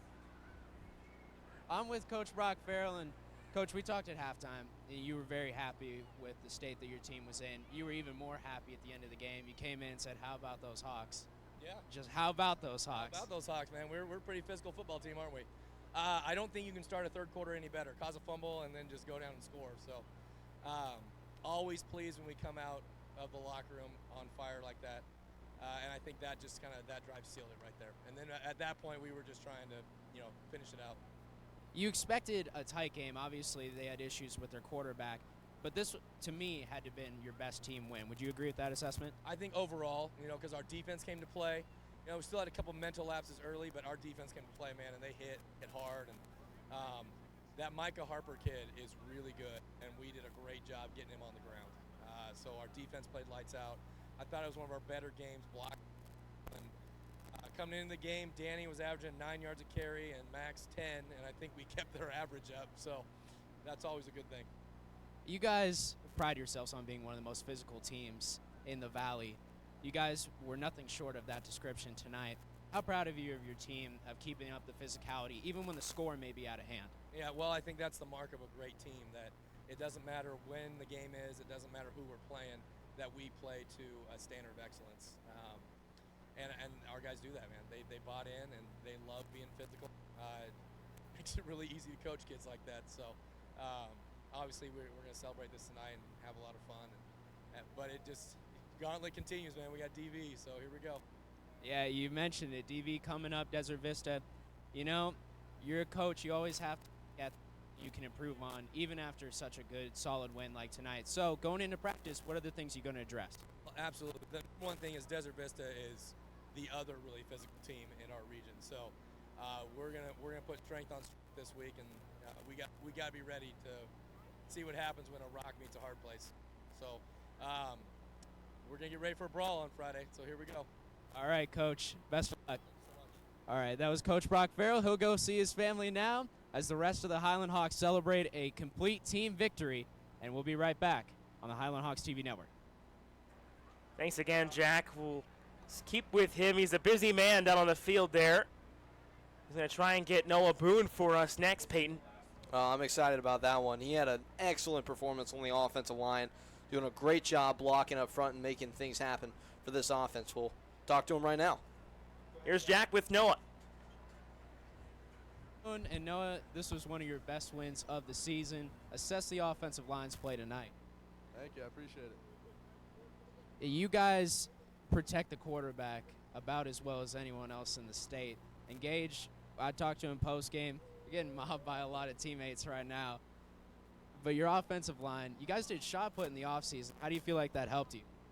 Helped us a lot. Helped us come closer and become a unit. Overall, your offensive line's one of the best organizations in the state. But tell me a little bit about the defense. They were phenomenal tonight. Oh, yeah. They play as a unit as well as us, so very good. Okay. No, you're trying really hard to keep a straight face right now. Funniest player on the team? Lindsey Gilchrist. Okay. Who's the fastest player on the team? Carson Allen. Who's the best looking? Tyson. Correct answer was yourself. That's true. Yeah. Never doubt yourself. All right, no. Best of luck the rest of the season. No Boone, number 78. He's got to throw on the fans around. We'll go back up to you guys. Jack, that was one of the funniest interviews I've ever seen. I mean, that was hilarious. Peyton and I were, like, completely laughing up here. Talk to big fella. Come on. We had the graphic up there. I don't think he was 6'6", 202. Noah Boone undefeated. Not like the Highland Hawks. They're 4-1, but a big victory for them this season. And we'll close out our broadcast from here. The final, the happy final from Highland High School. The Highland Hawks 40 and the Basha Bears 7 will be back at you next week. Highland and Desert Vista on the Highland Hawks TV network. For our entire crew, Travis Whitaker on the switcher and producer tonight, Jack Lauderay down there on the camera, as well as Jack Johnson, and for my partner Peyton Gallagher, I'm Alex Gall, saying good night from Gilbert. 40-7, Highland wins it.